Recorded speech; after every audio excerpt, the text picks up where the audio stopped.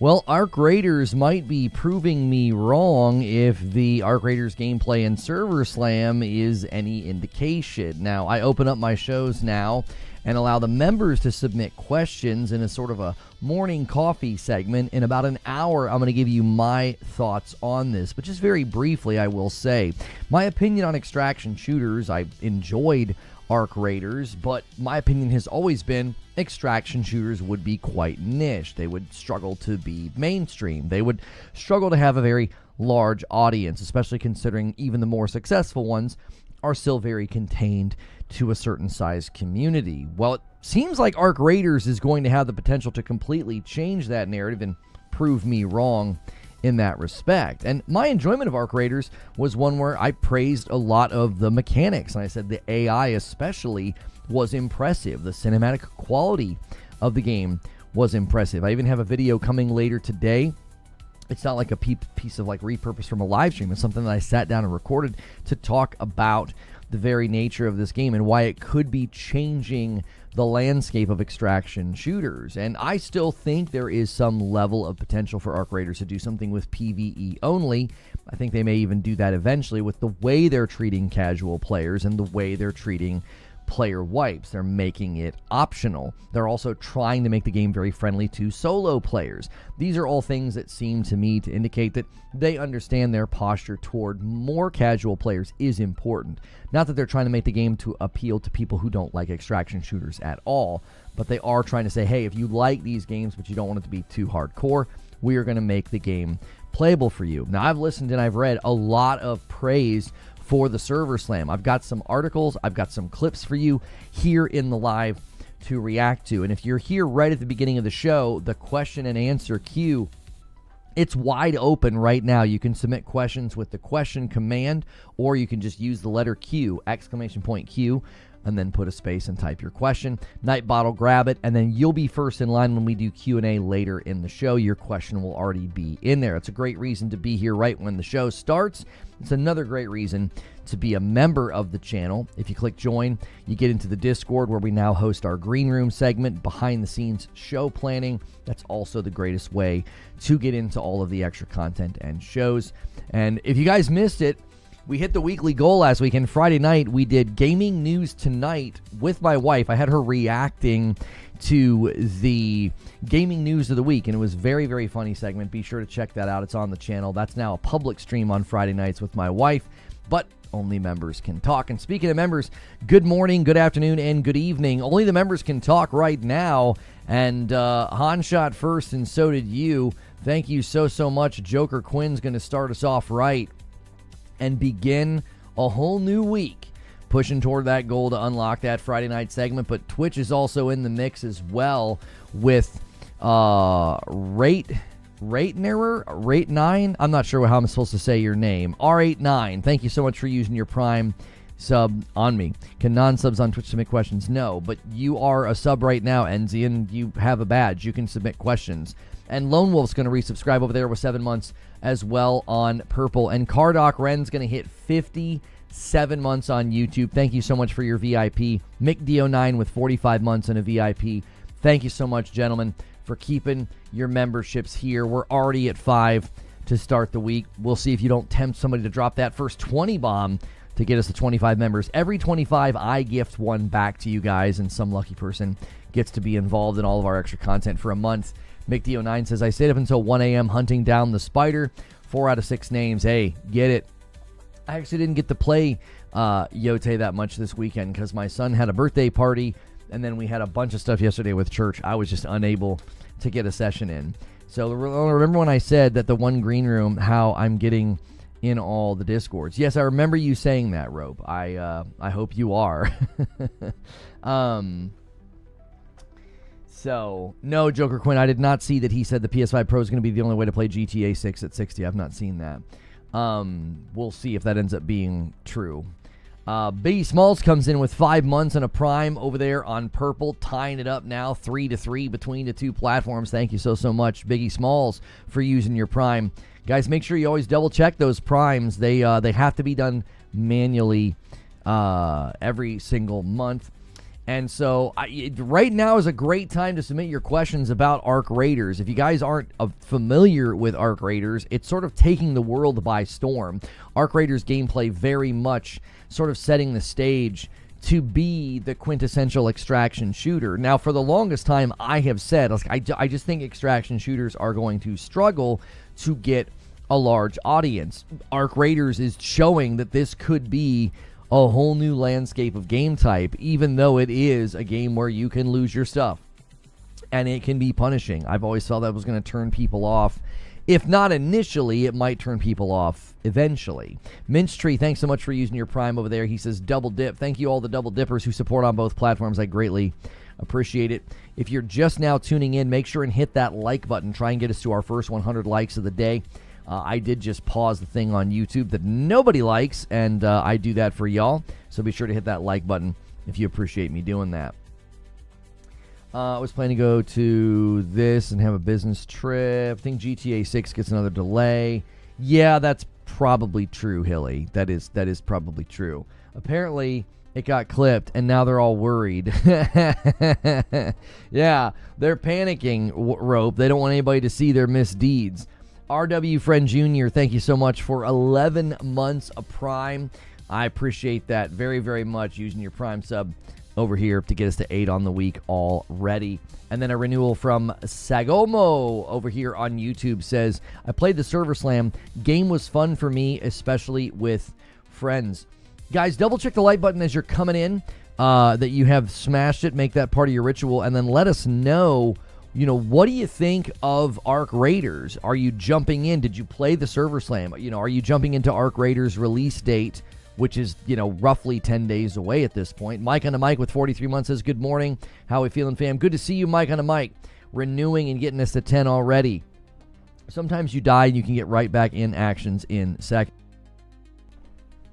So, Otavio, with Arc Raiders, my primary concern has been the experience that I had when I played it was, this is so much fun. And then you have a couple of bad games, and you're sort of impoverished if it happens, too close together, especially if you haven't really amassed much stuff.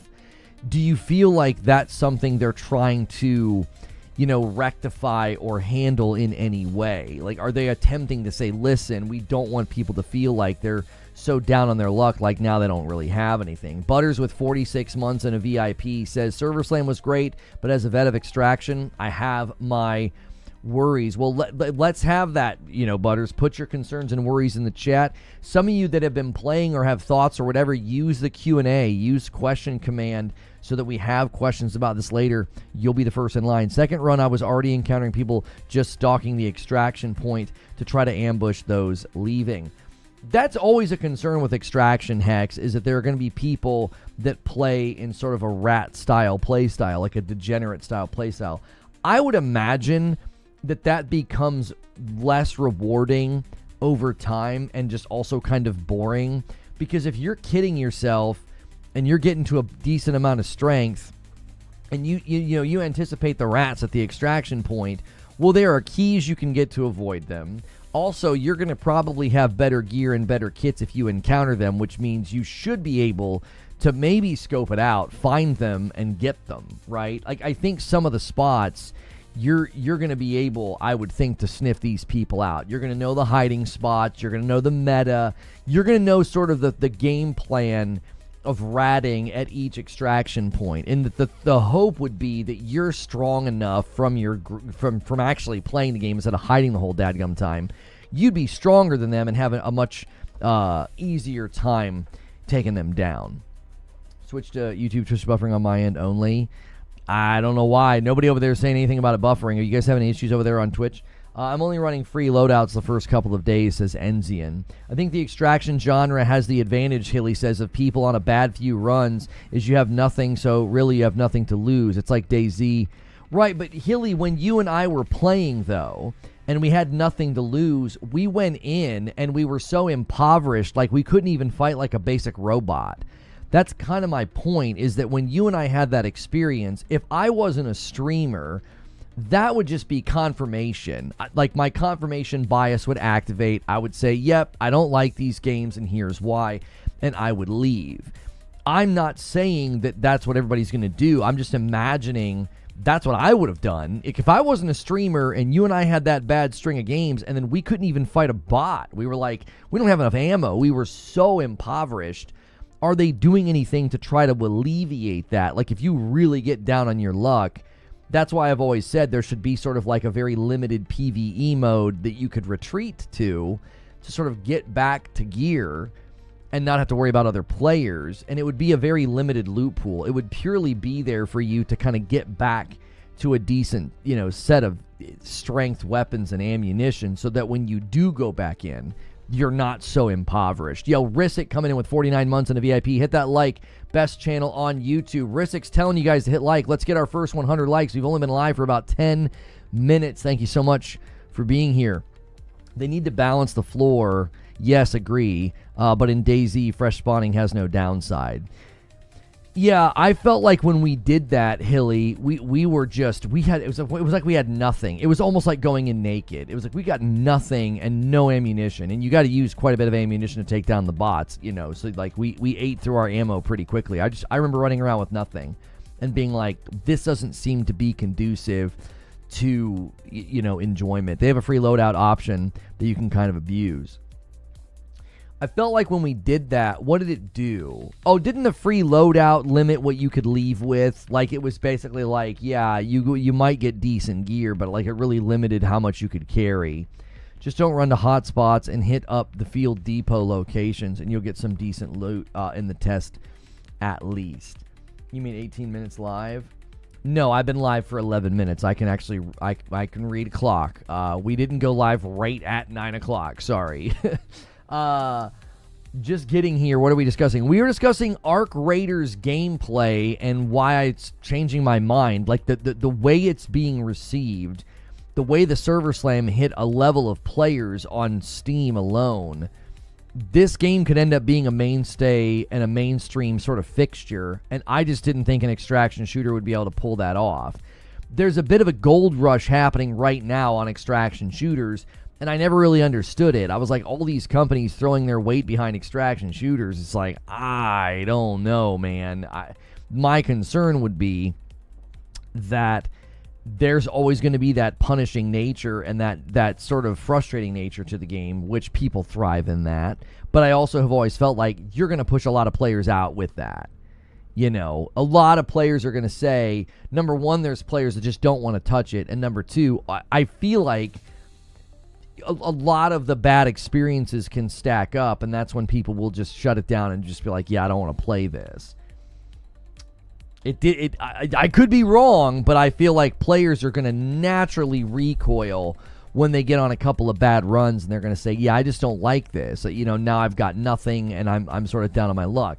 Extraction fans are going to be provoked by that. They like the idea of like scrounging and scrapping to kind of like get back to where they were. But if you're trying it out because word of mouth or everybody's hyping it up, I feel like it'll be very easy for you to say, yeah, I just don't like this. I don't like losing my stuff and kind of being, poor, loot poor, ammunition poor, and having to go into a game where I need those things to survive. Them letting you drop in with no important loot kind of nullified that. Nullified what? What do you feel is nullified by dropping in with no important loot? Have you heard of a game called Pioneer? Or Pioneer? It's like that. It's PvE only of the PvEvP. You gear on the PvE side, and then you go into the PvEvP side. I have said for a while that I felt like Arcraiders should do that. That they should have a PvE mode that is a very limited loot pool. It's only there so that you can kind of get like a decent kit before going in against other players. The risk is nullified. I'm not even talking risk, though, Yanadid. I get what you're talking about. I'm talking before you're even there. Before you even have a kit to risk. I'm talking about you get a couple of bad games and you're really impoverished. Like when Hilly and I had a couple of bad games, I was like, this is the kind of thing that would make me uninstall because, number one, it's not really my bag, so I'm just trying it out. Will that have the same effect on other players? Are they going to be like me and say, I just wanted to try this out. I heard it was, all the rage. And because it's all the rage, I'm going to go try it out. Well, a couple of bad runs, and they're going to be frustrated. This still morning coffee. Perfect image. I'm not going to explain this to you every day, brother. This is like the third or fourth time you've come in and done this. Yes, this is morning coffee. Lights are a dead giveaway. 9 to 10 has been morning coffee for, 2 years now. We just do it in the public, and members can type and submit questions. If you come in and do this again, we're going to have a problem. Please stop coming in and asking about this. Like, I shouldn't have to explain this every day, brother. Pretty straightforward. All signs are pointing to what we're doing right now. And does it really matter? Just talk and join the conversation, man. Stop fixating on what's what. Like, we're just hanging out, my man. Got you. Yeah, like, I don't mind having, like, you get to the point where you're risking stuff. That makes perfectly good sense to me. Yeah, you're going to get to the point where you have a dog in the fight. You know what I mean? You've got this sense of, like, I've got stuff. I don't want to lose my stuff. That is inevitable in this game. I don't even take issue with that. That's part of the appeal. That's almost like part of the appeal of a run in a rogue, is you get like a really, really good kit, and you're like, here we go, right? Well, or you're about to go into a boss fight or something, right, in a rogue, and you're like, oh, I could lose my entire kit. I think there's a potency to that. I think people respond positively to the idea that, like, you have a dog in the fight, you could, like, lose stuff. I'm just talking about, is there some sort of thought behind, you know, when you have, like, what happened to Hilly and I, this is going to happen to a lot of players. Okay, let's just be honest. Let's just be honest. A lot of players are going to be inexperienced. They're going to be new, and they're going to get farmed. Okay, we know this is true. This is true in pretty much any game, that new players are going to get farmed. Let's say you haven't touched the game for a couple of weeks, but you decide to finally jump in because your friend convinced you, okay? No, Snake Eyes, I'm sorry I missed that. Thank you so much for using your Prime, 11 months. I got to share another month with the best in the biz. Thank you so much for doing that. Boom. And we're now at 13 on the week. It is 7 to 6. Do we have any info on the long-term goals? Okay, yeah, thank you, Jazster. Guys, you see what Jazster just did in the chat on YouTube? He typed !Q, just the letter Q, and then typed out a question, okay? You guys can do that as members right now. It will add to the question queue for later, okay? Currently, there's only 2 questions in the queue, all right? We try to get that to about 10 every day. And then after that, it's sort of open to be like, people are going to submit off-topic questions and stuff. So do me a favor and do that. PvP is the easiest part of Arc Raiders. The bots are no joke. I will concede that the PvP is nothing compared to the bots. I've seen the clips of dudes trying to fight these bots. These bots are crazy. They will end your life quick, and they will jump all the way up on top of a tower, all the way on top of the side of a building. I mean, they're not messing around. You think, oh, they're just going to be down there, you know, scrounging around the dirt. I'm safe up here. Farming new players at a point gives you nothing worthwhile. Yeah, but people are still going to do it, Paul. People are still going to do it. You can't tell you're farming a new player. When I say farming new players, what I mean is new players aren't going to understand the fundamentals of the game. They're going to give away their location. They're going to run out in the open. They're not going to know the map. They're not going to know the routes, the rooms, the doors, the what have you. So they're going to be getting farmed. They're going to be getting killed rather easily. So, in my estimation, that those are the players you're going to lose really quickly if there's nothing for them to sort of feel like, okay, I've got a fallback. Look at what happened when Hilly and I played. We were having a great time. We had a couple bad games in a row, and then we're pretty impoverished. We don't have a lot of stuff. We don't have a lot of ammunition. What I think the developers have to consider is, do you want that rough edge there? Okay. And if you're going to use that rough edge to make your game feel tough or punishing, Lion, your question got submitted. Just ignore that error message from Nightbot. It's in there. I will save off-topic questions for the end of Q&A. So if you guys submit questions that aren't about the topic, that's totally okay and allowed. I will just slate those for the end of Q&A so that when we finally dive into your questions about Arc Raiders gameplay and the server slam, the questions on topic will be answered first. The highs aren't as... I think you made a mistake there, Eugene. I know what you're trying to say, though. The highs are not as high without that low. I don't necessarily agree, and here's why. Hang on, I got some people to thank. Adam King with 19 months and a member plus on YouTube. Here's to another month. The horrors persist, and so do I. And then another one on Purple as well. Lido comes in with a Prime in 5 months. And another one, Von Raz, comes in with 3 months. 18 months over there. And Zybersword comes in with 18 months as well on Purple. And a member plus from Lido. Lido's double dipping. He's on both platforms. Thank you so much for 42 months on YouTube and 5 months on Purple. Here's why I don't quite agree with what you're saying, Eugene. I'm not talking about having not great loot and that being a bummer. I'm talking about being so impoverished that, like, you really can't engage with the fundamentals of the game. Hilly and I went in and didn't have enough ammunition to even really engage. It turns you into basically like, I've got nothing. Now, to people that like extraction shooters, that might be potent and intoxicating to be like, well, I've got to scavenge and scrounge and I've got to be quiet and not engage. And you might love that. I'm just entertaining the notion that it might be worth saying, hey, when that happens, we have a solution for you to help so that you can sort of not feel like you have literally nothing. I'm not talking about the loot itself. I'm talking about just like the basics of the currency of like ammunition. Superfly, I missed your renewal. I'm so sorry. You guys are all renewing back to back to back. That's right. Snake Eyes and then Superfly. Thank you so much for 7 months using your Prime. I appreciate that. I am sorry that I missed that. We're on 19 for the day already. Get that added to the total. Yeah, it is there now. Sorry about that. Do you see what I'm saying? Like, I'm not talking about like, oh, well, you don't want people to have no loot, because you're right. Like, the best loot and being stacked has this sense of like achievement if you've come up from the mud, as it were. But the issue is, how many people are going to put up with that mud? How many people are going to put up with wallowing in feeling like, well, I've got nothing? That's my question. Listen, yes, it's really hot right now. Yes, streamers are praising it. Yes, I'm conceding it could be proving me wrong.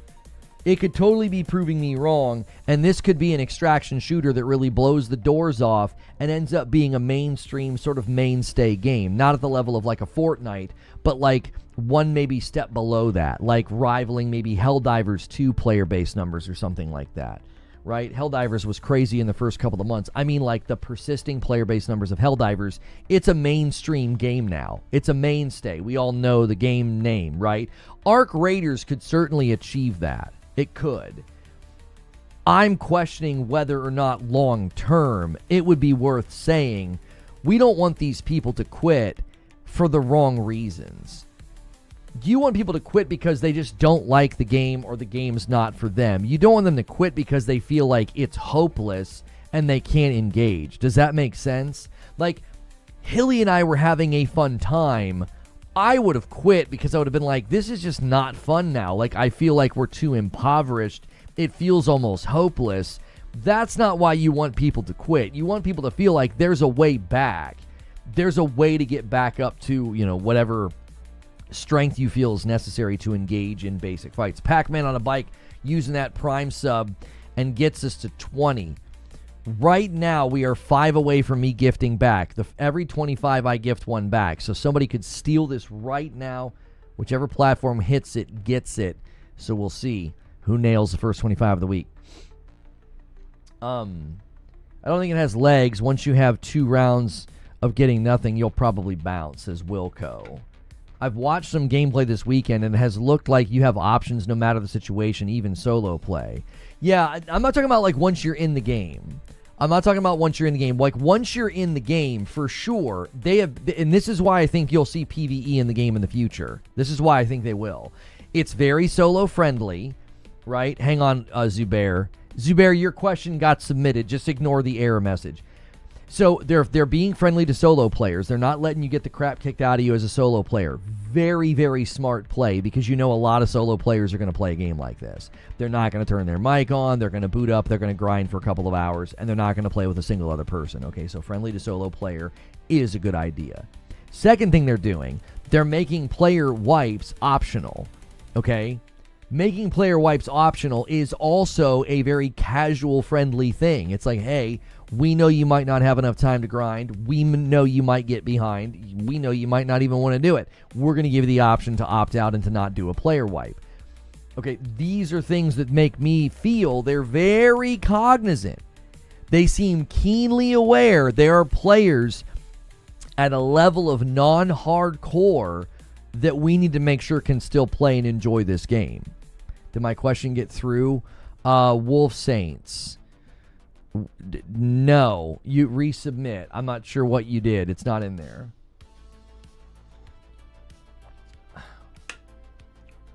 If they do PvE only, I might try it. Now, keep in mind, Will, I'm suggesting a very limited experience for PvE only. It would only be there so you could get your ammunition and your kit back up to like a decent level. All the best stuff would still be in the live fire environment. And Cardock Ren steals the first milestone of the week.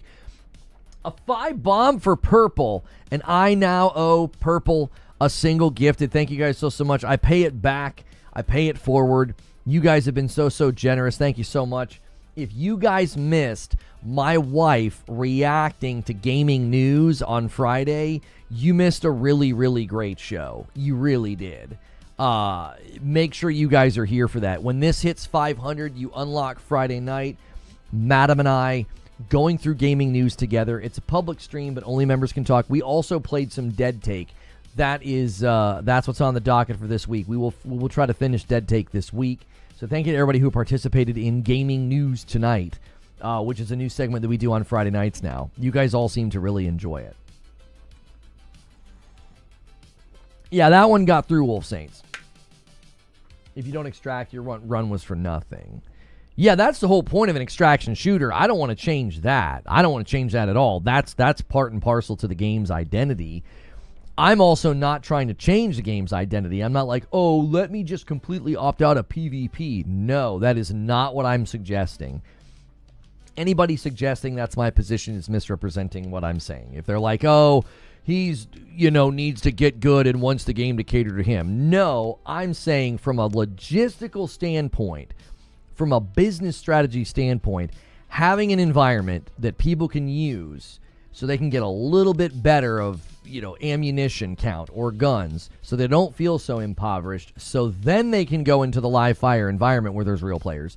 That, I think, would be very helpful. I don't think you want to make a completely only PvE environment where they can get everything. I think that would be a mistake. They were already building a game like that. They said there were no stakes and it was boring. I get where they're coming from. If you're not going to build an entirely sort of PvE-focused game where there's like raids and missions and loopable content, I could get why some people might think that gets boring very quickly. There's no stakes. I mean, the last time I played Sea of Thieves, I conceded that. I said, the constant threat of players makes for a more exciting, more intoxicating environment. You're like, yeah, somebody could come and ruin this at any moment. Now, I still don't like that about Sea of Thieves. Like, I'm not going to play it. But I conceded that it certainly added to the experience in a way that I get why people like it. I don't want to take that away from Arcraiders. I think that would be a fundamental mistake. But, Tarkov added a PvE mode. If Tarkov concedes that there's player demand for it and they give it, I would imagine, Arcraiders could come to a very similar decision. The best part of the game was me talking out of situations. All my extractions I ended up leaving with another person originally was about to snipe me down. It's literally IRL charisma checks. Yeah, the video I have coming later today about Arcraiders, I actually talk about that in the video. I went and watched a bunch of content. I watched a bunch of videos. I read a bunch of articles. And I was like, okay, what's everybody saying about this? This game seems to be kind of taken over, right? Everybody's praising it. And that was one of the consistent things that came up. And I talk about why that is so vital and so important in the video that we'll run later today. We're going to try something a little bit different. We've been pulling segments from the live. We've been doing that. We're going to continue to do that. I think that's a smart thing, and it's something that like everybody does. But we want to start to make sure we're giving you guys original content, something that I sat down, wrote, recorded, and uploaded that didn't happen in the live show. We want to continue to deliver as much value as we can. Okay. Yeah, okay. That question got through. Good job. You guys already have 8 questions in the queue. I appreciate that. The original beta had a don't shoot emote. Did they get rid of it? I think the emote system still has stuff like that, a way for you to kind of like, you know, negotiate with people on the fly. I saw some pretty gnarly clips of dudes being like, oh man, thanks so much. I appreciate it. And then they would just kill the other guy when their back was turned. I'm like, man, that's some scummy stuff right there. You know, this one YouTuber's like, oh man, thank goodness, dude, I appreciate it. I'm out of ammo. And then he just blasts the guy in the back with the frickin' with the pickaxe. I was like, oh man, that's cold-hearted. Very long response. Okay, here's Butters has got some thoughts here. Let's see what he has to say. He's using our members-only Discord to write a miniature book here. He says, this is coming from a 3,000 to 4,000 hour Tarkov player. All right, I played around 50 to 75 rounds over the weekend, 90% of them with random fill, mix of mics and no mics. Most were in party chats on console. Okay, we only saw one map, average difficulty rating per the menu, but there were 3 variants of this map. One was Night, another was Lightning, and the last was Harvester, which was an Arc Queen. Okay, F that thing, he says. We have only seen the early game. Oh, so you're saying these are your concerns. So you're saying we've only seen one map, and now you're saying we've only seen the early game. This is my top worry about anything. The first month is everyone kind of being random with their builds. There's back and forth. But at the end of that, a wipe for Tarkov, every fight is 1 to 2 shots to kill, and there's no back and forth. It's just whoever sees each other first, and then they're the winner 9 out of 10 times. Free kits. This might be a bias from my extraction days, but being able to run free kits needs some sort of cooldown, maybe 5 to 10 minutes, no more than that. Being able to go in with a free kit after free kit is going to make it so no one comes in with anything good, but those who risk it will wipe the floor, causing others to stop playing. Well, now hang on a minute. Hang on a minute, Butters. I feel like there's some logical dissonance here in your position. On the one hand, you're saying you have concerns that people near the end are going to have amazing kits and they're going to be really strong. But then you're taking issue with the fact that people can just keep going in with free kits. But then you're saying people with really good kits will kill them very quickly. That kind of sounds like good cause and effect. Like if you go in with the free kit and you just keep doing it, odds are you're taking a risk. There are going to be people that are going to eat your lunch because they've got a better kit, they've been playing, and they're kitted out and ready to go. So that naturally should be, I think, an intrinsic weakness or punishment for people that are just living off the free kits. They live off the free kits so they can extract. If they're never using the stuff they extract with, I mean, they're not engaging with the fundamentals of the game at that point. Like, they're extracting and just stockpiling good loot. You would think eventually they would say, I'm going to go in with better loot to increase my odds of success, as opposed to constantly going in with the free kit. The other thing that should naturally happen is that if somebody goes in with the free kit and is being reasonably successful and you fight them and beat them, they're going to have loot that they found. They're not just going in and not picking anything up. They're not just going in and getting in 0 engagements, 0 encounters. They're going to be going in and fighting, I would assume. You know, they're not going to go in and do like a free kit pacifist run. So I wouldn't limit the free kits. You're going to add to one of my primary concerns, which is the impoverished player. If someone feels like they can't get their footing and you nerf their ability to use free kits, I think that would be very, very risky. You could potentially make nobody, even in the any layer of casual, is just going to say, I can't play this game anymore. There's no inroad. Looting on a run is always positive, and the B point. Arc Raiders is not Tarkov. Why can't a game just be what it is? Gaming is stupid nowadays with gamers putting these games against each other. I don't feel like that's what Butters was doing, Trey Gaming. I think that would be a pretty unfair read of his position. He's just saying these are concerns that he has. We've only seen the one map. We've only seen the early game, like what's end game, what's ongoing. I actually talk about that in my video coming later today. And his issues with free kits, I'm kind of pushing back on. I don't think the free kits need to be messed with.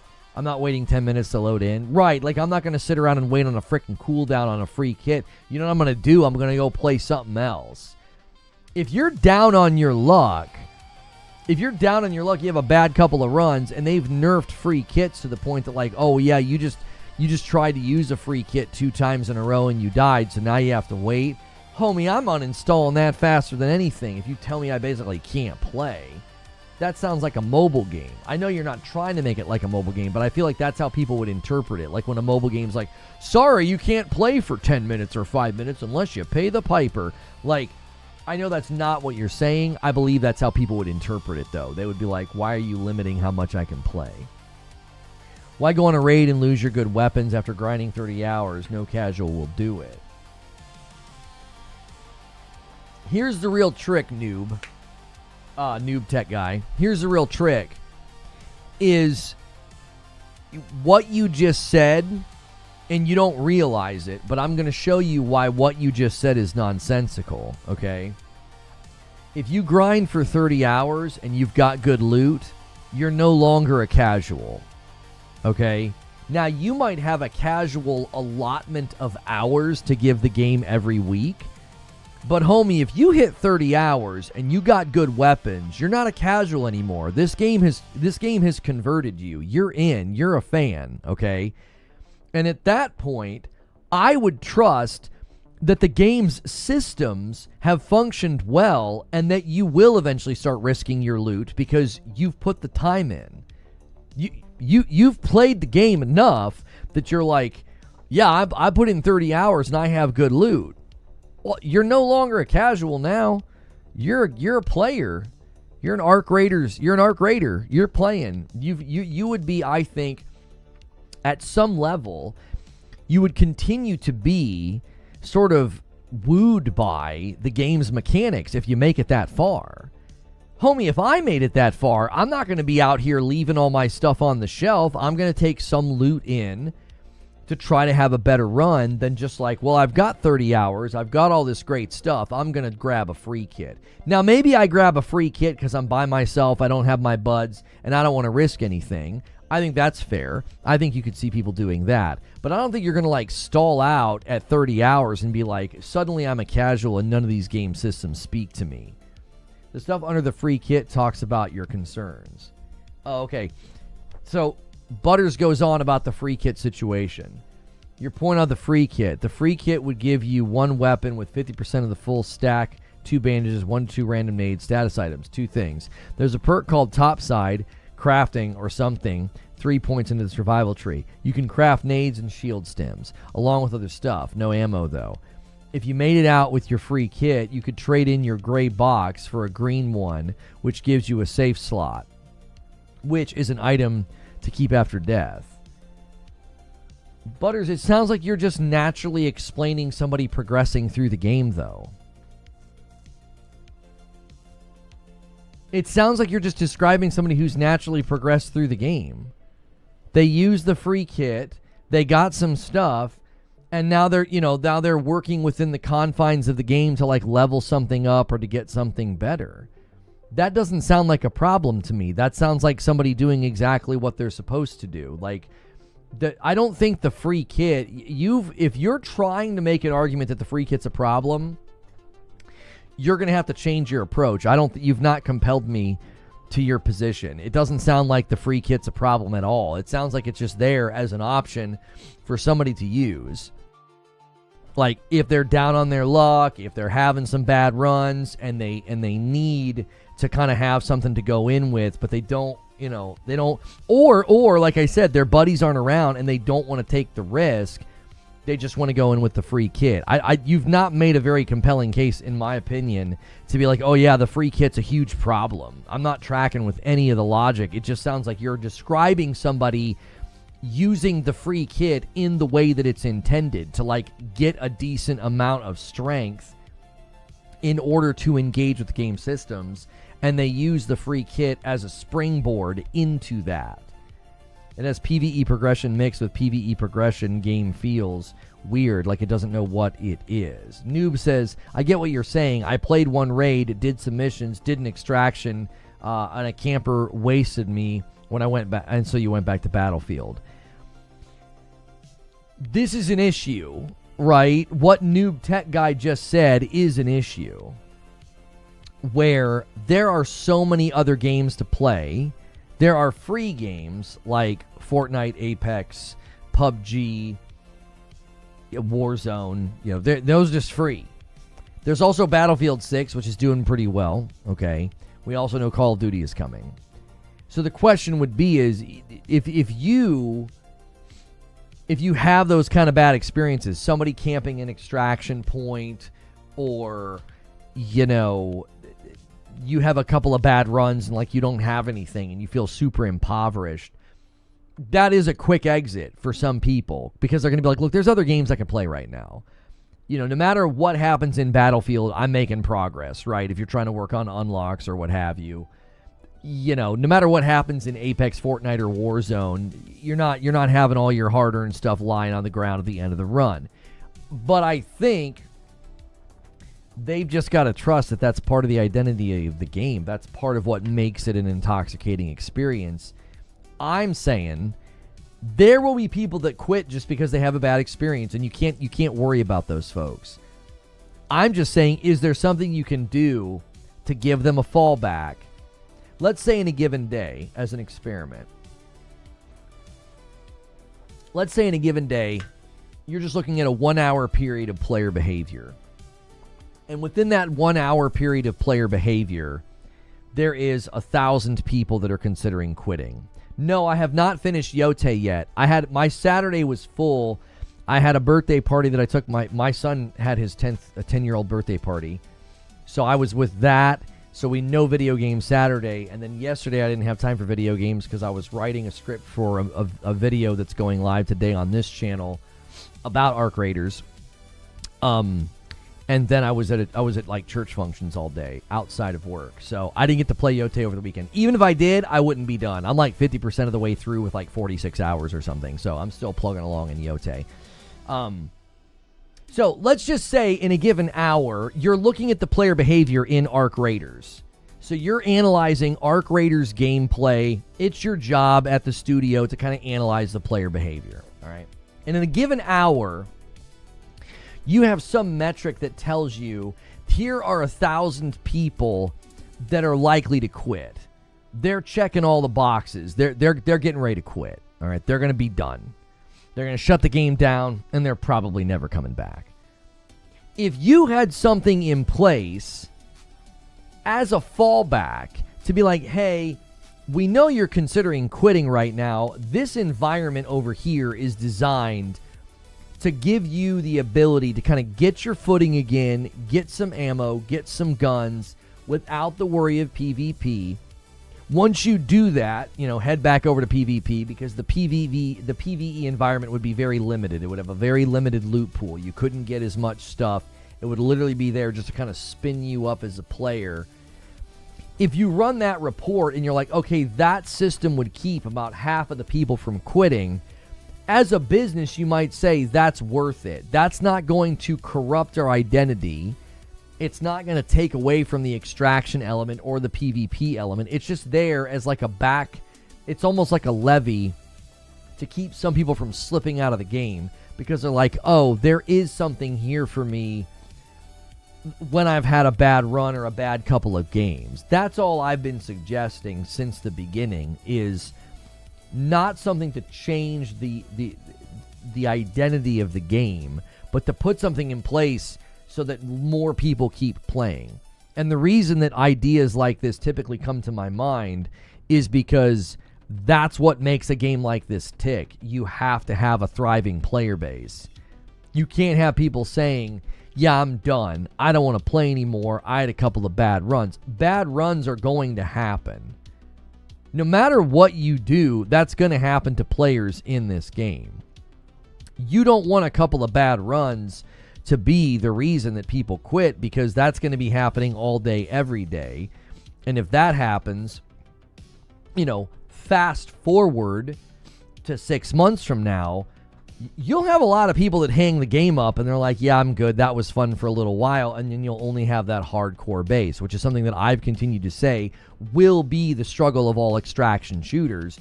Extraction shooters will struggle to maintain a player base because it just takes a couple of bad evenings or afternoons, and folks are going to hang it up and go play something else. Because games that are punishing, games that have rough edges, they tend to do that when there's other games you can play for free and have similar experiences. It is an extraction, but if you're looking for that PvP rush and you're looking for that Battle Royale rush, Arc Raiders is not a Battle Royale, but it has that vibe of like, you're in a big open space, there's other players, they could kill you.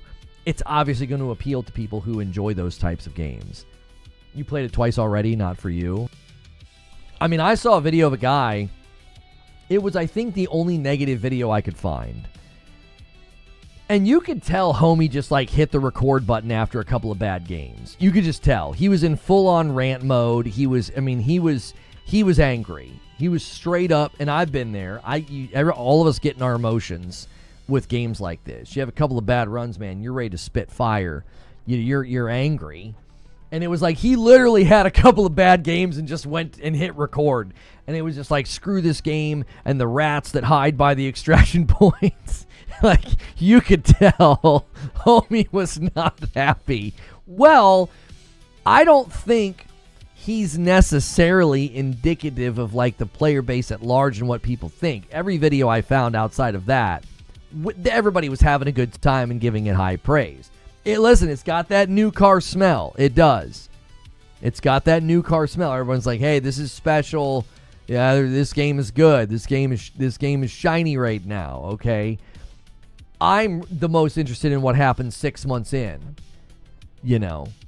6 months into the Arc Raiders gameplay experiment, where's the player base numbers? Where's the player sentimentality? Will this just become another very core, tight-knit, niche community that rallies around a very good game like we have seen with Hunt Showdown and Tarkov?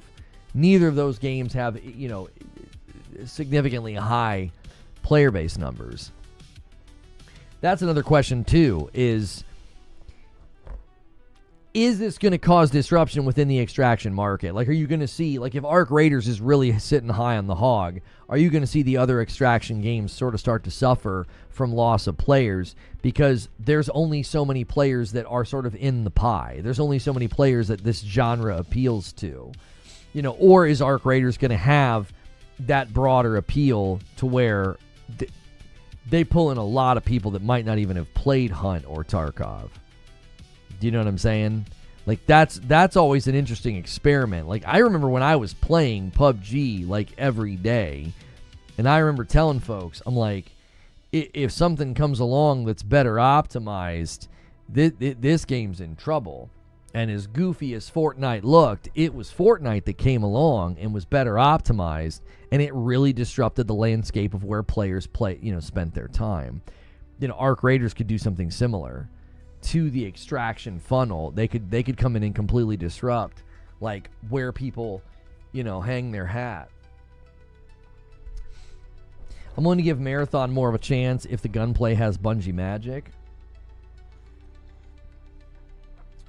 I think the issue you're always going to run into with a game like that is I just don't think any of these developers have really thought about longevity. I think they've thought about the concept more than the longevity. Bungie magic. He's talking about the gunplay, Paul. Arc Raiders is cool and all, but have y'all heard of Digimon Time Strangers? Now that's a good game. No, I have not. What's the approximate extraction population? All the games combined? I probably couldn't tell you, Zoob. I don't know if anybody's tried to even do that math. I really don't. I don't know if anybody even has the approximate guess of where Tarkov stands, because Tarkov's arguably probably the biggest in the bunch right now. And I don't think it's huge. I think it's steady, and for their studio size, it's healthy.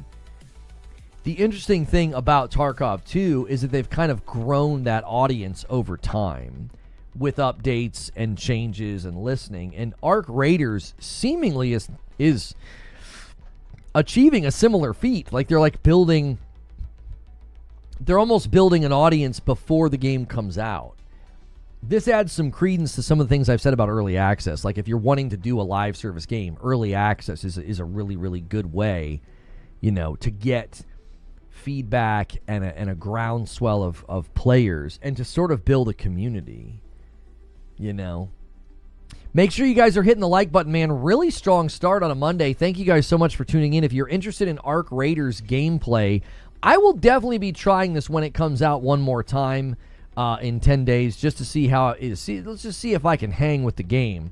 I'm very much not a PvP guy. I am not. That's like asking me to wear somebody else's shoes. I'm not good anymore. I'm like mediocre average, and that just in a PvP environment, I quickly get annoyed and bored because it just doesn't really appeal to me. It's probably the smallest genre in all of gaming. I mean, Arc Raiders Server Slam had a lot of people in it. And I mean, that was a server slam. And that was only on Steam, by the way. We couldn't check the other platforms. So, I don't know, man. There's something to be said. There is something to be said for how strong this game already is. And it was just a server slam. When the polish and feel of a game can make you play a genre you don't normally engage with, you kind of got to pay attention. Arc Raiders has done that for me, says Creature. Yeah, like Arc Raiders is getting attention from me because I was like, I think extraction shooters are always going to struggle. I think extraction shooters are always going to, be in sort of like more of a niche. And then Arc Raiders is strutting out and they're like, yeah, well, we're going to change that. We're going to change that. We're going to be more of a mainstay. Now, I don't know what the price point is going to do to most folks. Because Snake Eyes is making a very good point. The server slam was free. Let's see how many paying customers we get. I think that's a very fair point. That's a very fair point. That when something's free, everybody's like, I'll try that out. When you got to pay, and you're seeing these clips of streamers being rats and pulling pranks on people and trolling people, I don't know, man. You might be like, dude, I don't know if I want to pay no $40 to be going out here having my stuff stolen from me. I don't think the $40 price point is a problem. I don't think that it is. So don't hear this as me being critical of the price point. I'm saying it could be interpreted by people in a very different way. A lot of people could interpret that $40 and say, yeah, I don't know, man. There's a lot of free-to-play games out right now, and that's a game where people can kill you and steal your stuff, dude. I'm good. Like, there could be a pretty substantive amount of players that sort of cross their arms and say no thanks. I'm not saying that's going to happen. I'm just saying a $40 price point could be a barrier for a lot of players, especially considering there's so many free-to-play games out there. Will Hancock says, facts, Lono, pay $40 to be made into a clip and toyed with. I'm just saying, streamers of Arc Raiders, you might want to lighten up a little bit in the launch week. Make the game look fun and full of hugs, and then become the troll later, would be my advice. I'm obviously being silly, but like, if you're streaming Arc Raiders and you're being a troll and you're ruining everybody's day, I think you might want to lighten up a little bit in the launch week because you want people to think it's a fun game full of hugs, and then you can troll later. If you're trolling minute one, there are gonna be a lot of people that are like, yeah, I'm good, bro. I'm not paying $40 for that. If people are not invested, they won't get into the game. They'll quit immediately. So there's two sides to the free-to-play coin, and Eugene is certainly correct. He's certainly correct. if it's free to play, it's easier for people to just dump it. They're like, yeah, I didn't have any fun. You pay $40, you're going to be like, no, I'm going to get my worth out of this. I'm going to try and get my worth out of this. Unless, of course, you're playing on Steam, because then you can get a refund. If your first 2 hours are misery, you're probably going to go get the refund. The point is that I don't know if there's a right solution here. I really don't. I don't know if there's a right solution. If you make the game free, it comes with its own trappings. It's way easier for people to dive in and cheat. It's way easier for people to just put the game down because they've got no skin in the game. If you charge for the game, it's way easier for people to say, no, thank you, I'll just go play something else. I'm not buying a game where I can get farmed and have my stuff stolen and have somebody talking crap to me in prox chat. Yeah, I'm good, bro. I'll go play some Warzone. I think there's two sides to the coin. There is. Guys, in about 5 minutes, I'm going to do the talk. I'm going to kind of give you my thoughts on the game. Quick flyover. I have a video coming later about how this game could be redefining extraction shooters. Okay, I recorded that yesterday. It's not pulled from a live show. I know some of you like the repurposed videos. Some of you don't. We're trying to do both. I want to give you as much value as possible. If you've not hit subscribe on my channel yet, consider hitting subscribe. Hit the bell button. It's a daily talk show about gaming news along with uploads. We also have members stuff if you decide to join and become a member. But I'm not going to inundate you with members content. We have readjusted how that happens. If you sub to my channel, you should only be getting live shows and uploads. We have rectified a lot of those problems, and I hope you guys appreciate that. Arcraiders is going to be big. I spent $40 on Concord. I'm pretty sure it's going to be okay. Don't expect Arc to be Call of Duty. This is how kind of I've talked about it, Trey. Also, in the next 5 minutes, submit your questions. It's a great reason to be a member. You're the only ones allowed to submit questions, and that's what this first hour is about. It's morning coffee. We're chilling. The lights aren't blue yet, right? We're not really in the main show just yet. We're just kind of hanging out, and you're submitting questions. So get in the front of the line. Also, try to get me to 200 likes before we hit that first hour of the show, all right? We're very close. So here's the deal, Trey. I've not said that it could be, the next Call of Duty. What I have said is it could sort of be that rung down. If you're thinking about rungs on a ladder, you've got the ones all the way at the top. You've got Fortnite, you've got Call of Duty. I would even say Apex and PUBG and other games are probably still kind of up there. They're kind of like top or second rung games. Okay, a rung down on the ladder from those games is something like a Helldivers 2. Very healthy player base. It's considered a mainstream game, but its player base isn't rivaling Fortnite and Call of Duty. And yet, you would say that Helldivers 2 is a mainstream game and a mainstay. I think Arcraiders could achieve that status. I think it could get into that sort of level of success. It could be right around there, and that would be very good for them. I mean, that's a lot of dadgum money, and that's a lot of potential players. Hang on one second. I put my free kit response in the Discord. All right, hang on. So Butters and I have been going back on the free kit thing. He says, okay, the free kit is fine. It needs a cooldown when the player survives. I think free kit's a great idea.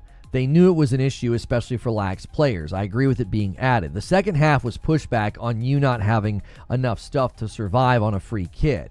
3 points into the survival tree nullified that issue. You can craft the shield stems you don't spawn with on a free kit, so you should survive. Okay, flaw in your argument, Butters. I need currency and stuff and materials to craft those things.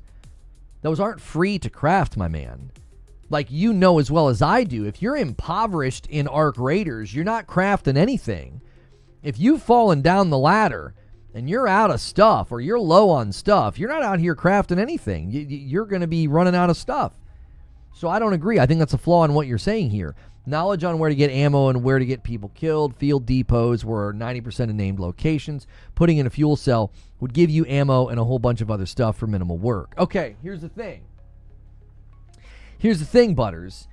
again, what you're saying is presuming a lot. You're presuming that a player who's had a really hard time and is now sort of impoverished within the game's economy is going to know all that stuff. You can find all that stuff in about 3 minutes. Yeah, you're assuming they know where all that stuff is, my dude. You see what I'm saying? Like, I'm talking about players who are not that invested, who are a little bit more on the casual side. They have a bad couple of runs. They're suddenly impoverished, and you're like, yeah, we need to get the free kit out of here or have a cooldown. They're going to need that, or what are they going to do? They're not going to know all these locations and have them all memorized. That's not going to be in their headspace. They're going to be just like, what the heck am I supposed to do? And you're trying to do a cooldown. Now you're saying do the cooldown if they survive. Why would you need to do a cooldown if they survive? Who cares?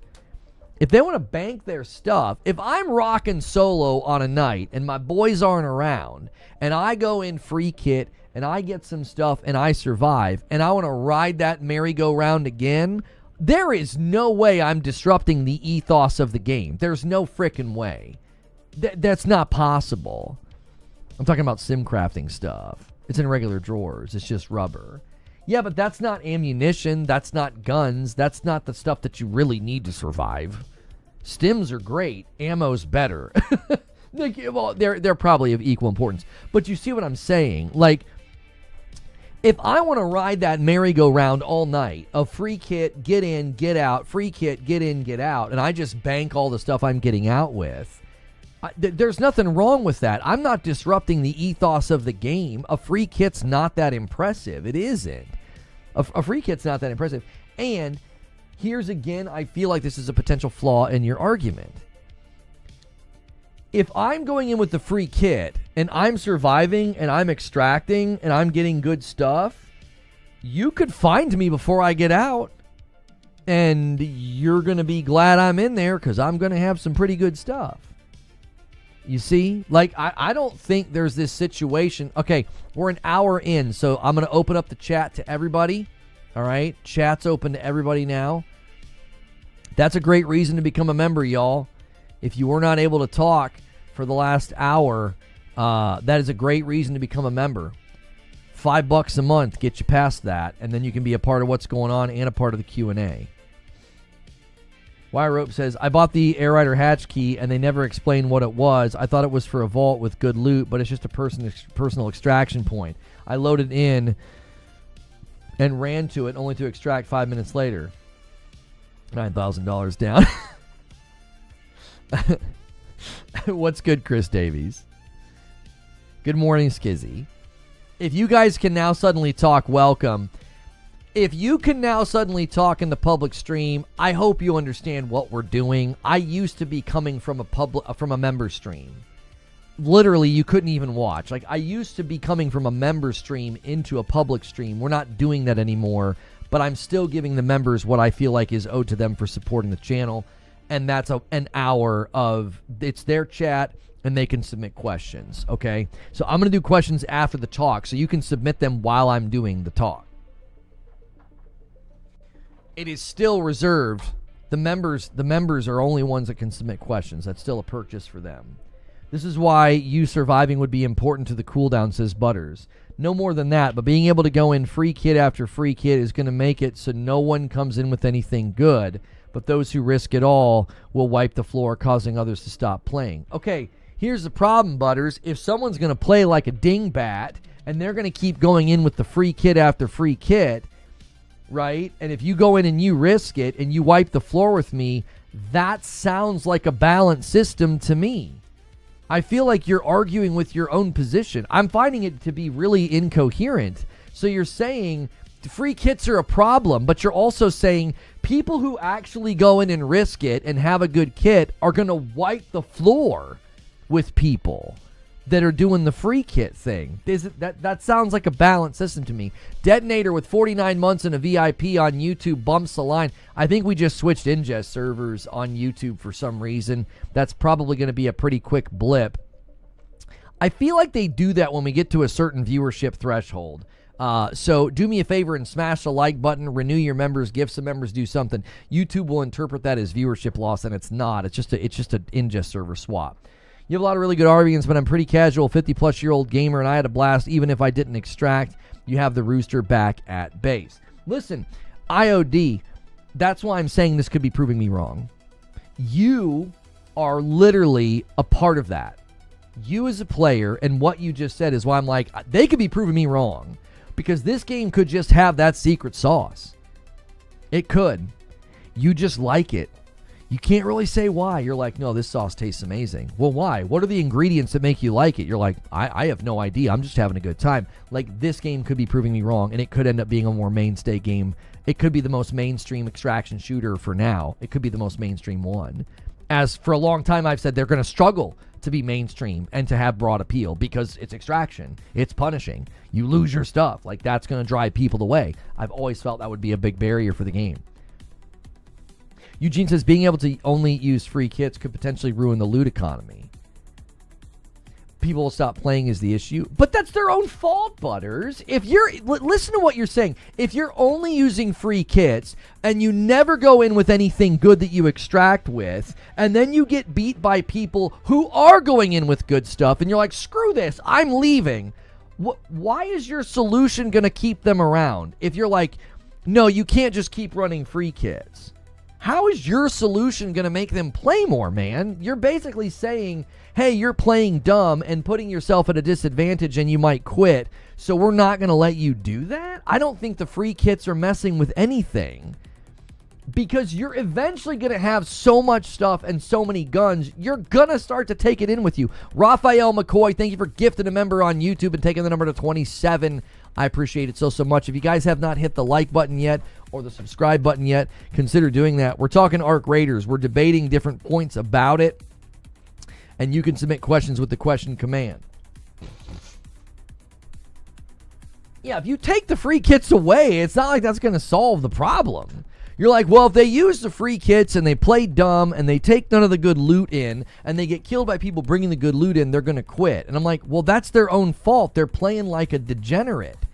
If you play the game like a dummy, you can't be mad and be like, I'm quitting. What? Let's just flesh out what you're saying. You're envisioning a player using the free kits so often, they're extracting, and they're just stockpiling all their great loot, and they're never taking it in with them, and then they get killed by somebody who is taking good loot in with them, and they quit. And you're like, we got to solve this problem. Why? That player's being stupid. You literally have a stockpile of loot that you're refusing to take in. Why would you not use it? Especially if you're like, oh, I'm losing to people with better loot. What could I possibly do to solve this solution? I'm not going to take any of the good loot in that I've been extracting with. I'm just going to keep going in with free kits. That's somebody who doesn't understand cause and effect. How are they good at a video game? I cannot understand. If I can just run free kit after free kit, why play with anything else? For the advantages that they offer, Butters. So let's say for a week, you just do nothing but free kit grind. And you're sitting on a bundle of guns and ammunition and materials. And you're like, yeah, I'm just going to keep running the free kit. What? But what? Why? You eventually would have so much stuff, it wouldn't even feel like that big of a risk. I have 7 of these guns. I might as well take one in with me. Do you see? I don't think you need to do anything to free kits. You're describing a stupid player and legislating to the stupid player. I'm scared of losing my stuff. Listen, it's an extraction shooter, and you're describing a player that is such an absolute numbskull, you cannot legislate to that player. If there is a player who is doing nothing but free kit grinding, and they refuse to take any of their loot in for fear of losing it, and then they get frustrated because they can't win any fights, that player is so unbelievably stupid, you can't legislate to them. It's like the solution's right there, dude. You have an armory of guns you're refusing to take in for fear of losing them, but you're also angry that you're losing fights because you won't take in the better loot. You're losing to better loot. Like, you're dumb. You're a dumb player if you're doing that. What are you doing? You can't legislate to somebody who's going to play the game in a dumb way. The solution's in their hands and they won't use it. Who is this person? who is this person? So if you grind on the free kit for like an entire weekend, I would imagine you're going to end up with multiples of almost every weapon. Like if you really put the time in, okay? If you find yourself losing lots of fights to people who have better kits than you, and you're like, I refuse to adjust my strategy even though I have an armory of weapons that could help, I'm quitting. Okay, you can't legislate to that player. That player doesn't make any logical sense. Their behavior is inane. It's like, what are you doing? I don't know who you're describing. Who is this player? I'm describing 40% of the player base that will fund the Pharaoh a whole wipe. Please type in English, Butters. What is that what is that? I'm in describing 40% of the player base that will fund the Pharaoh a whole wipe.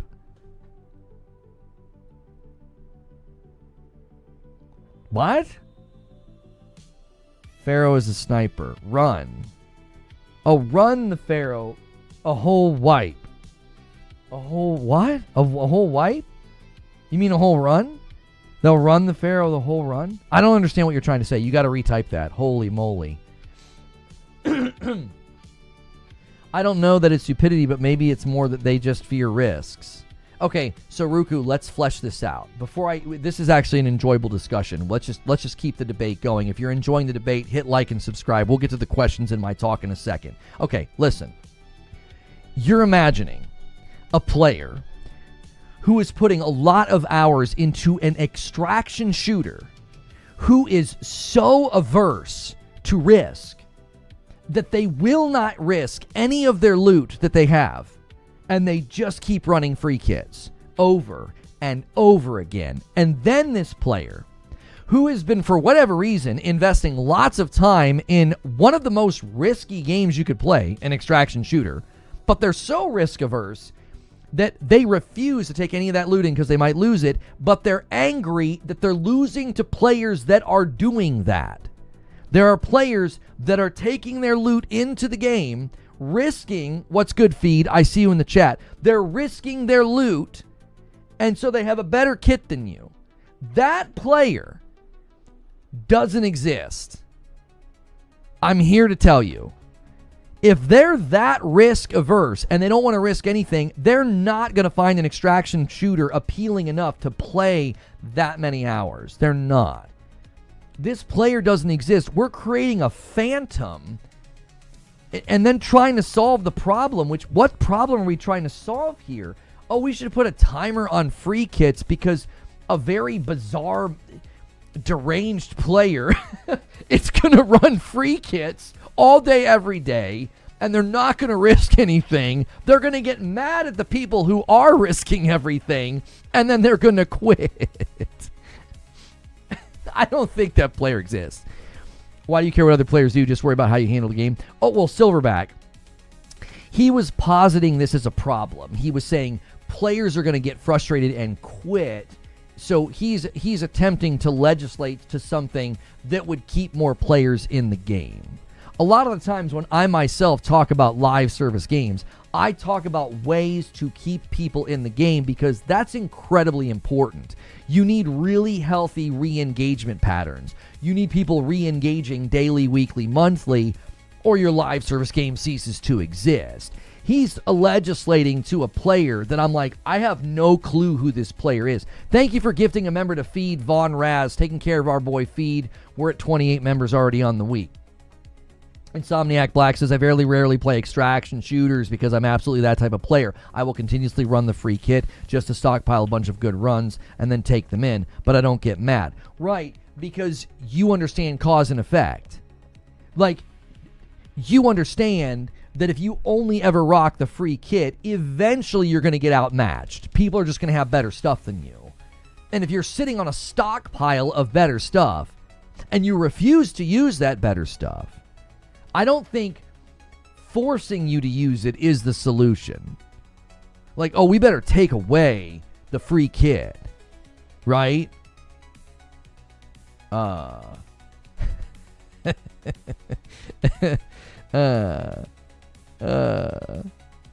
Smell it in my beard this morning.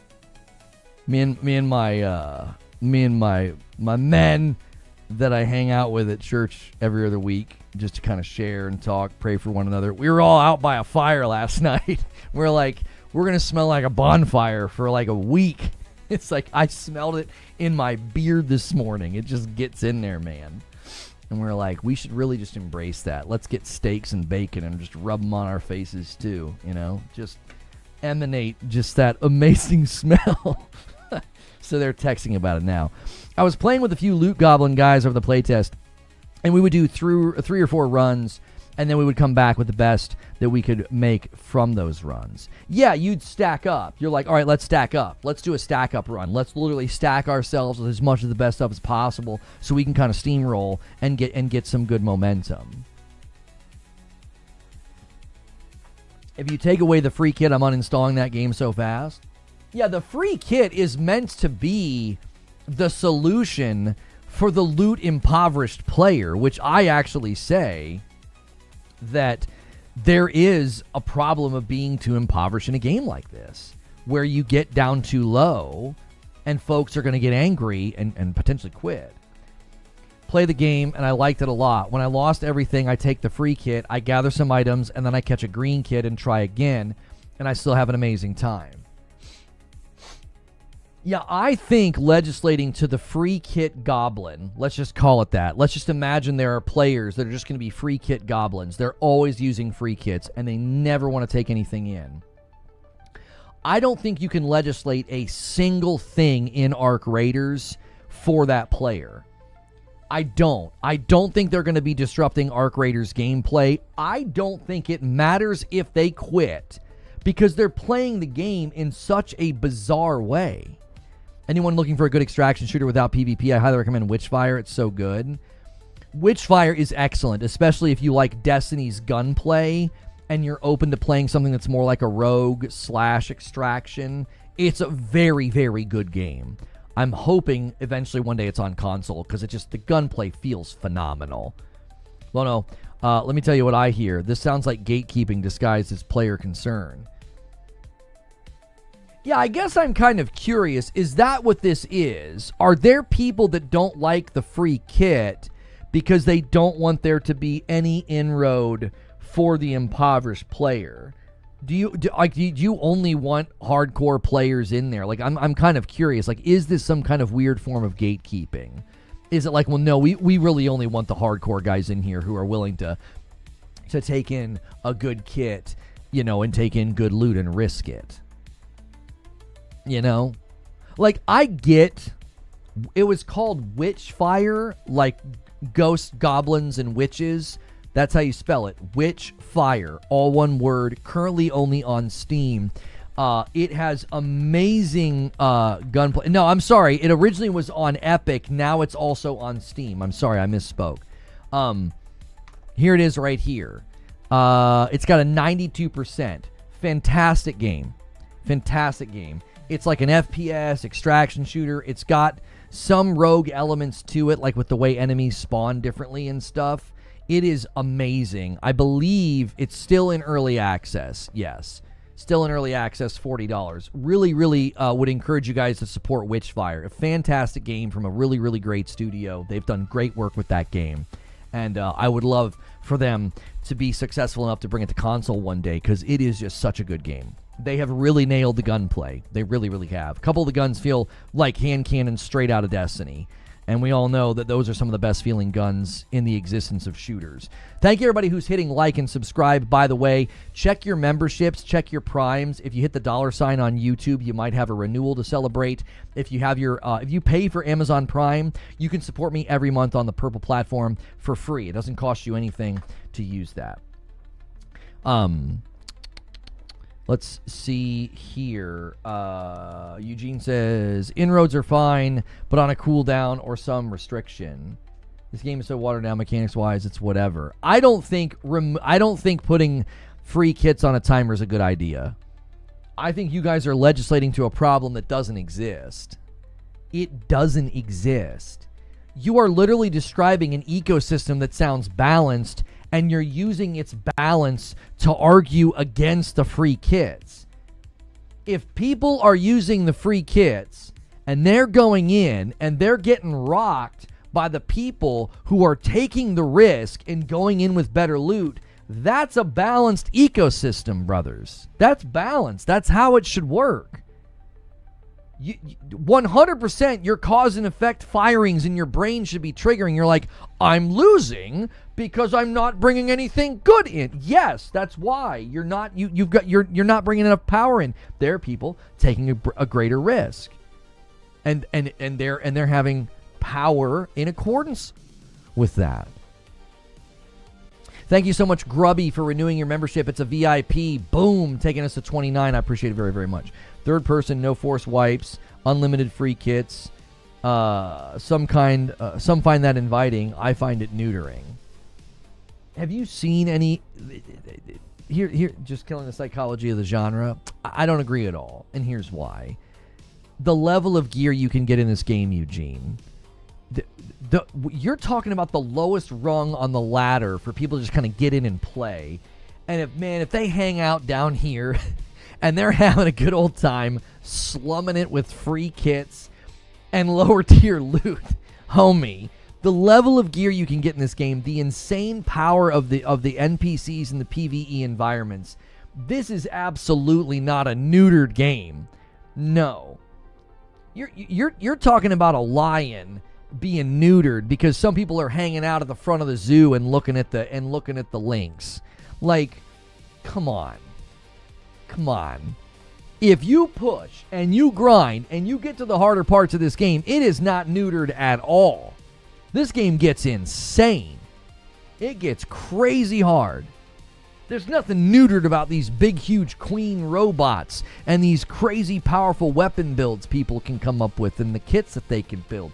You want to slum it with the free kit, or if people want to slum it with the free kit and just live in that grind, who cares? You won't be doing endgame material with free kits. That's exactly right. Like, have you seen some of the stuff? There's no way. You're engaging with like 10% of the game and like acting like, well, if that's neutering the game. It's like, no, it's not. If people hang out on the 10% and they slum it on free kits for an eternity, who gives a frick? They're just there in the player pool, adding to the player counts and adding to the cannon fodder of better players. Third person's alone is enough to kill it. 3 peeking corners, enjoy. Fortnite says hello. PUBG says hello. There are plenty of games that have been very successful and third person didn't neuter it or kill it. If anything, it made people like it. Listen, I watched a video and I really agreed with this. He showed a bunch of first-person perspective games with guns that were somewhat similar, and it was hard to distinguish which game was which. It really was. It was really hard to determine which game was which. And he said, part of the reason this game has identity and presence and sort of this feel is because it's in third person.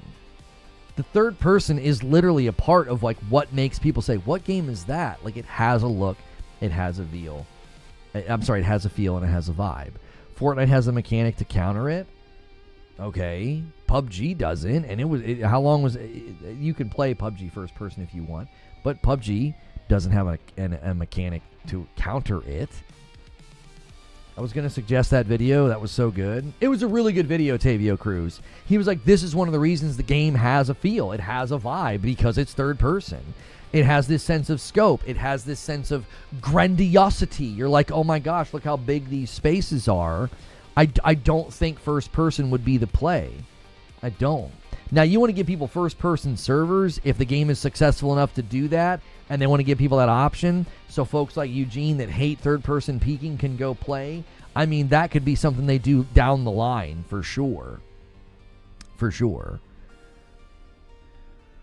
I do find it interesting that people's reactions to the in-game economy is based on real-life behaviors being scared to risk items. The other side of that, it's good, is the stuff what good is the stuff if you don't use it? Right, they're not trophies, SB. It's just guns sitting in a vault.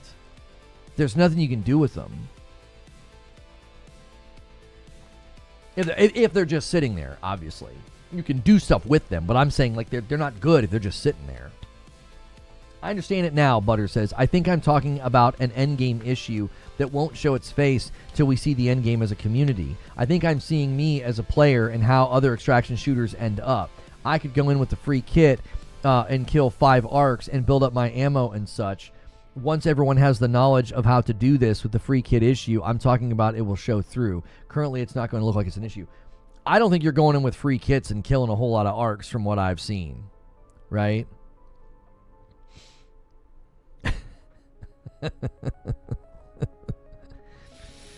You didn't assert.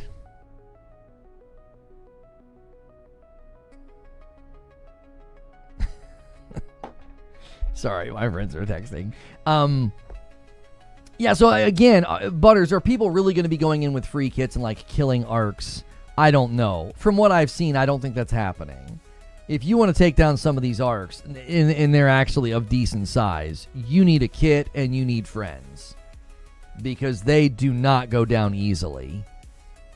I've seen the footage. It's a little wild, bro. And that's why I think that's to the game's credit. I think because it started out as a PvE game, that they made really, really good PvE elements. You'll be out of ammo after the first arc. Yeah, Hilly and I went in with the free kit, and we got in a fight with like one of the medium-sized ones that was like flying around.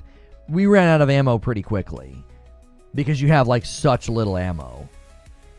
The free kits are good for the drones and the ticks to farm materials and finish quests. You won't be doing anything with mid-tier to large-tier arcs. Yeah, from what I've seen, I don't think a free kit's going to touch any of that. Yeah. You can barely kill one with the free kit. Yeah, I don't think that's a problem.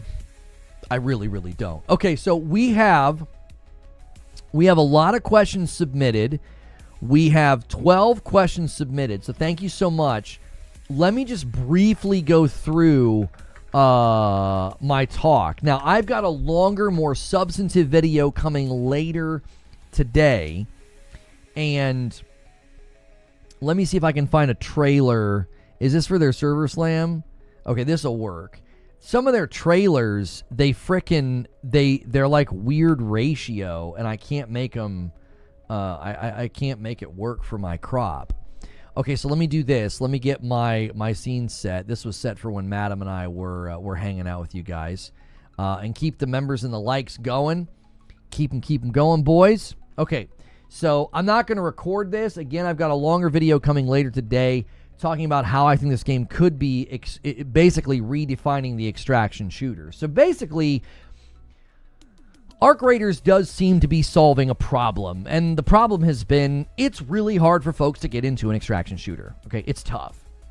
And I have said this very many times, that this is a game that is going to struggle in the same way other extraction shooters struggle, which is how are you going to have broad appeal when your game is so punishing, right? That's going to be an issue. That's going to be something that many extraction shooters are going to deal with, okay? Now, if you remember, they actually were building like a PvE looter, and they changed. And the reason they changed is they said the game was boring. They said the game had no stakes. Now, we were just debating the stakes of whether or not you go in with a free kit or whether or not you take in your good loot, and how that psychology and how that, ecosystem is playing into how players play. Well, this game, just in a server slam alone,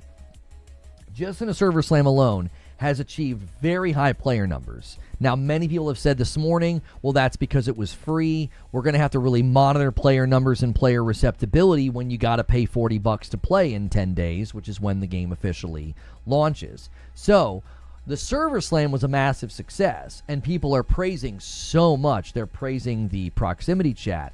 They're praising the PvE elements, the robots, the player choice, the cinematic quality, the fact that you can actually play as a solo player, great sound design, the extraction's insane. But there are so many things that could go wrong. Price being a barrier could limit the player funnel. Player wipes are optional. That could affect the player meta in good or bad ways. We don't know what the end game will be. Will they ever offer a PvE mode for the people that really feel like maybe they're too impoverished or they've had too many bad runs and they feel like their only option is to basically quit or continue being cannon fodder? There are a lot of elements to the game that are going to need to be tweaked, but I would say that this studio is listening. They are listening. They are tuned into player feedback and player behavior. So if there was ever a game that was actually going to turn this around, and as I say on the thumbnail of this live stream, if they were going to prove me wrong, they seem to be doing that. If their server slam is any indication, this game doesn't just have what it takes. It's got the players to make it happen. So that's generally my thoughts. That's very quick. Again, I've got a longer, more thought-out video coming later. It's like 17 minutes, or I think it's like 12 minutes, actually. And I've got some clips for you guys. I went and watched other creators and got some of their input on this. I've got some clips for you guys that we'll look at in a moment. Astacross spoke to whether or not it will last. I got a good clip of him. Big Fry TV talked about the blend of PvE and PvP. So a guy named Jesse talked about how it's good for solo players. Insider Gaming talked about it being the most popular extraction shooter on Steam. So we will take a look at some of those clips and articles. We have a post right now. What is this about? Arcraiders director says Bungie's marathon test was a very great A/B test that helped Embark see what worked and what didn't, also calling its art style very evocative. I hope to see more of that in the future. So the guys over there at Embark are being very classy, even though I do think there is a pretty significant chance that Arcraiders has already sort of eaten the lunch of Marathon. It's going to be hard for that extraction shooter to get any footing when I actually don't think there is a ton of people out there looking for extraction shooters to begin with. But I will say it does look like Arcraiders has a chance. And so I'm going to start combing through your questions right now. That is something you can submit as a member, but not before I thank Dark Taco for 36 months at a Member Plus. He said, I played 10 hours of Arcraiders over the weekend. I'm literally addicted. Solo is so fun, and proximity chat has me so immersed and invested. Thank you so much, Dark Taco. Guys, we could be on the cusp of our first 20 bomb of the week. Every 25, I gift one back. So whoever makes this hit 50, your platform gets the gifted. Don't forget, we launched a brand new segment for Friday nights. It's called Gaming News Tonight. My wife reacted to gaming news. You guys seem to really enjoy it. And then we'll finish our playthrough of Dead Take. It's spooky October time, so we were playing a spooky game. We stayed up till like 1 in the morning. We stayed up way too late playing that game. We really would like to finish it. So help us hit the weekly goal of 500, and we will do that again this week, okay? And members, this is a perk that you were cashing in this morning as a part of your membership. And hang on, I do need to thank somebody though. Wired Rope comes in with the 5 bomb for purple and sets it up at 35 for the week, and it's keeping Twitch well in the lead with 22-13. Thank you so much, Wired Rope, for doing that. You guys could hit that next milestone very quickly, and you guys are so generous with those singles, those 5 bombs, and some of these guys are coming in with 10s and 20s. Okay, let's get this first question up on the board, and it comes from Spice the Saint. As someone who's never played an extraction shooter, would Arcraiders be a good one to try out? Yes, for a variety of reasons. Number one, it's been streamed and talked about a lot. You can go watch videos and streams right now to get a very good indication of whether or not you would enjoy this game. Number two, it's very solo player friendly. That is one of the things that keeps coming up in a lot of the reviews and a lot of the videos that I watched, is that it's actually friendly to solo players.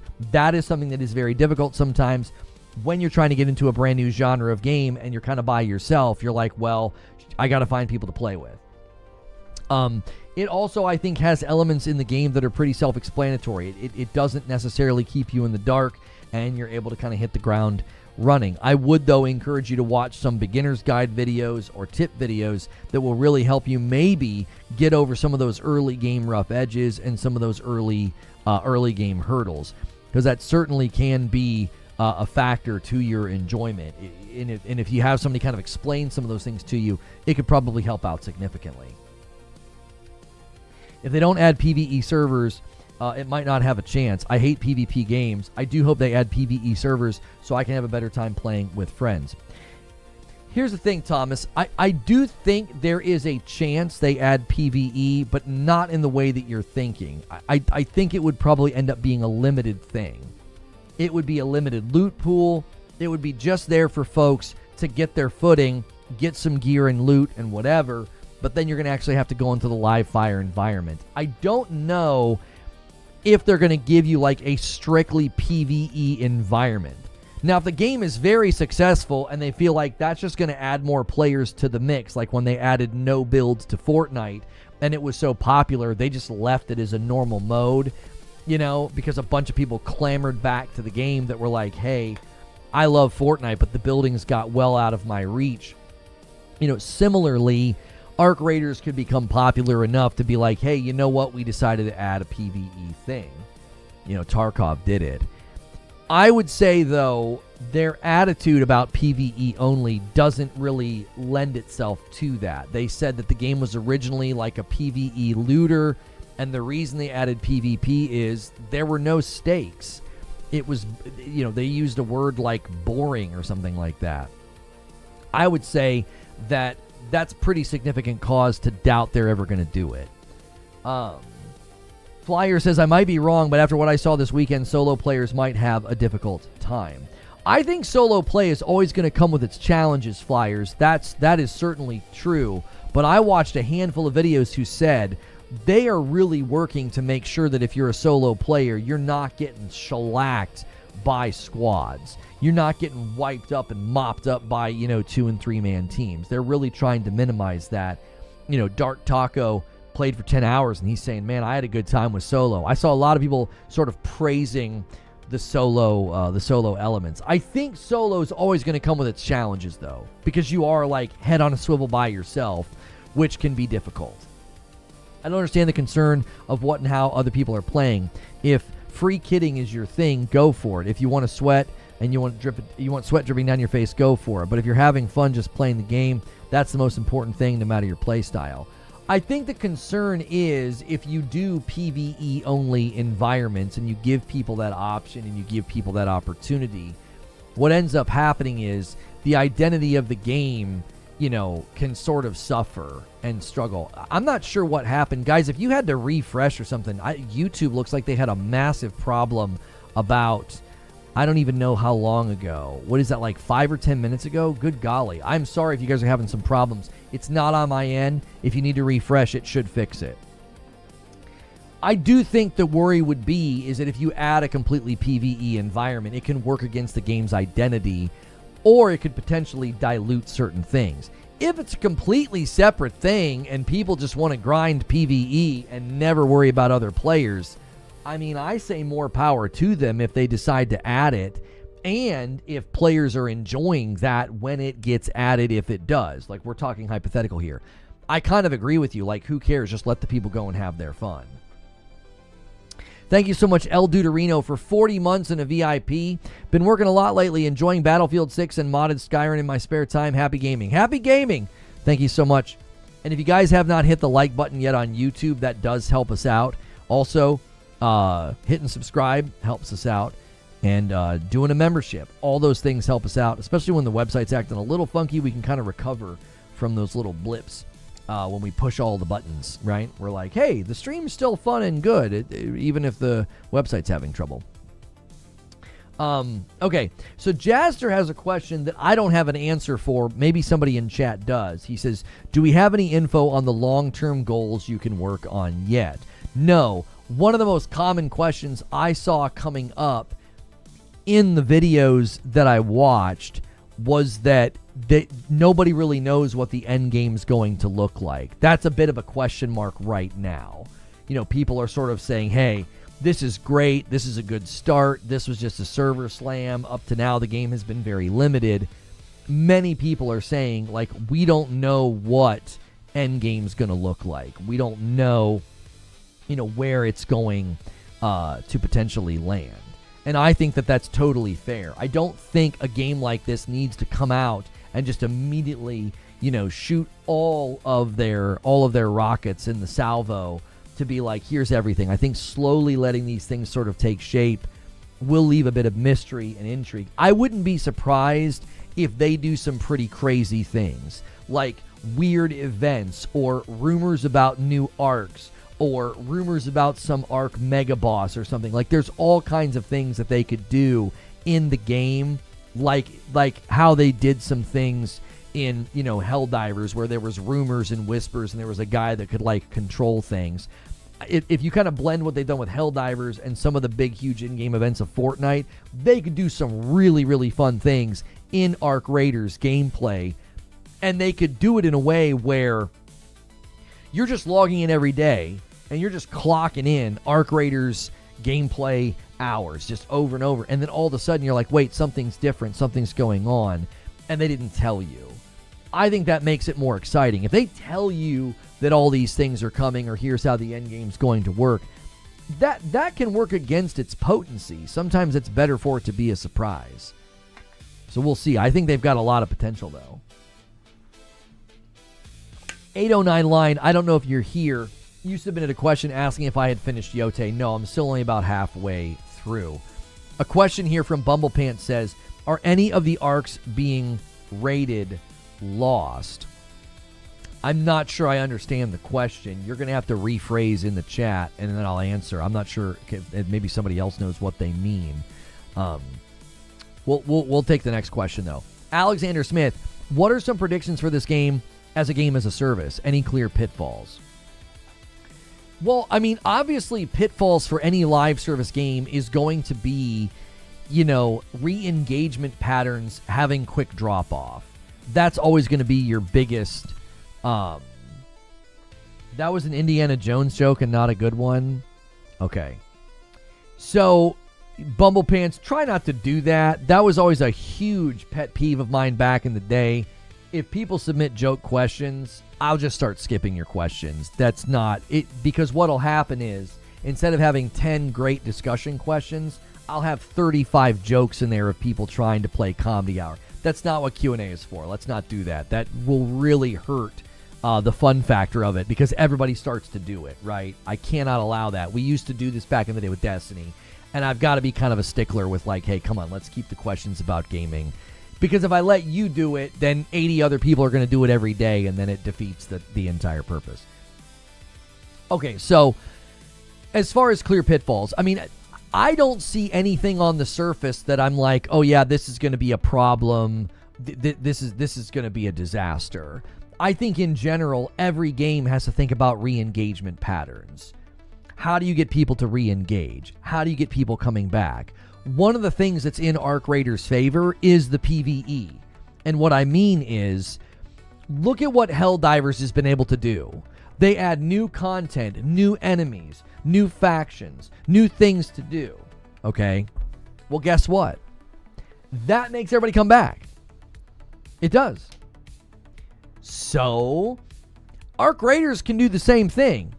They can rip entire pages out of the Helldivers book, and it won't feel like they're ripping them off or copying. It'll just be like, oh yeah, we added this whole new thing. We added this whole new enemy. There's this whole new piece of content. Prisoner, don't worry. Your question got through. Nightbot's lying to you. I've got your question. You don't need to resubmit. New maps, new enemies, new engagements. You can rejuvenate Arcraiders gameplay pretty much any time. You can. I mean, that's what Helldivers has been able to do so masterfully. They did the crazy event and the new content and the cities and all of that, and then the player numbers come surging back. You can do the same thing with Arcraiders. I think one of the strongest things in their corner, and one of the things that could really, really help them is quite literally the fact that they originally built this game as a PvE game. I mean it. That could be the strongest thing in their corner. The strongest thing in their corner. Because they can always iterate on that. It's difficult to iterate on, like, well, we've got new weapons. And a new map is fun, obviously, but that eventually just becomes another map that people play on. Randomly changing things up, randomly adding new big bads, randomly adding new content where you got to go in and you got to be there for it, and there's some crazy thing going on and the arcs are doing this or this is happening or what have you.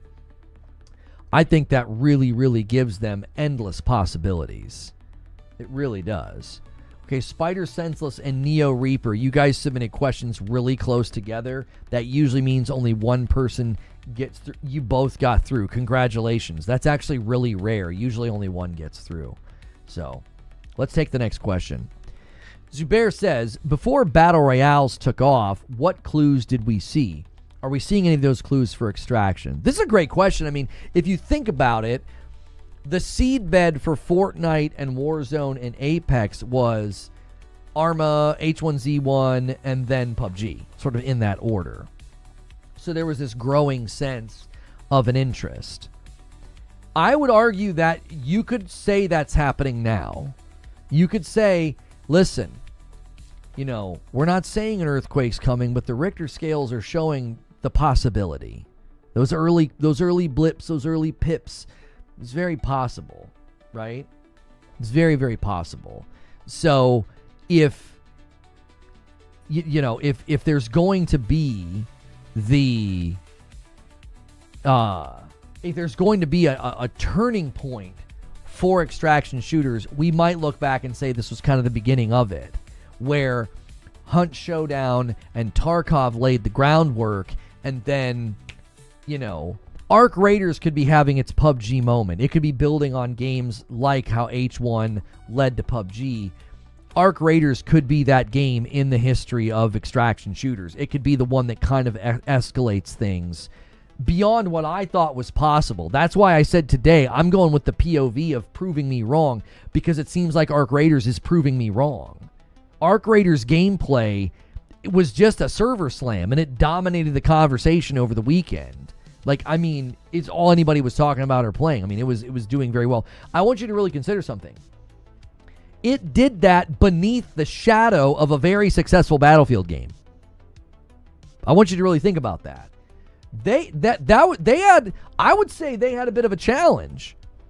Another big game was doing great, and everybody was talking about it. I mean, if we go here and we go, let's see what the Steam chart said. Yeah, I mean, just in the last 24 hours, BF6 had almost 500,000 people playing it on Steam alone. Okay, Arcraiders was going up against that, and it seemingly, and as far as I can tell, did just fine. So if we're seeing early signs of like what we saw with BRs, I would say yes, we could be seeing those early like Richter scale like little shakes where you're like, oh yeah, this actual genre has some play.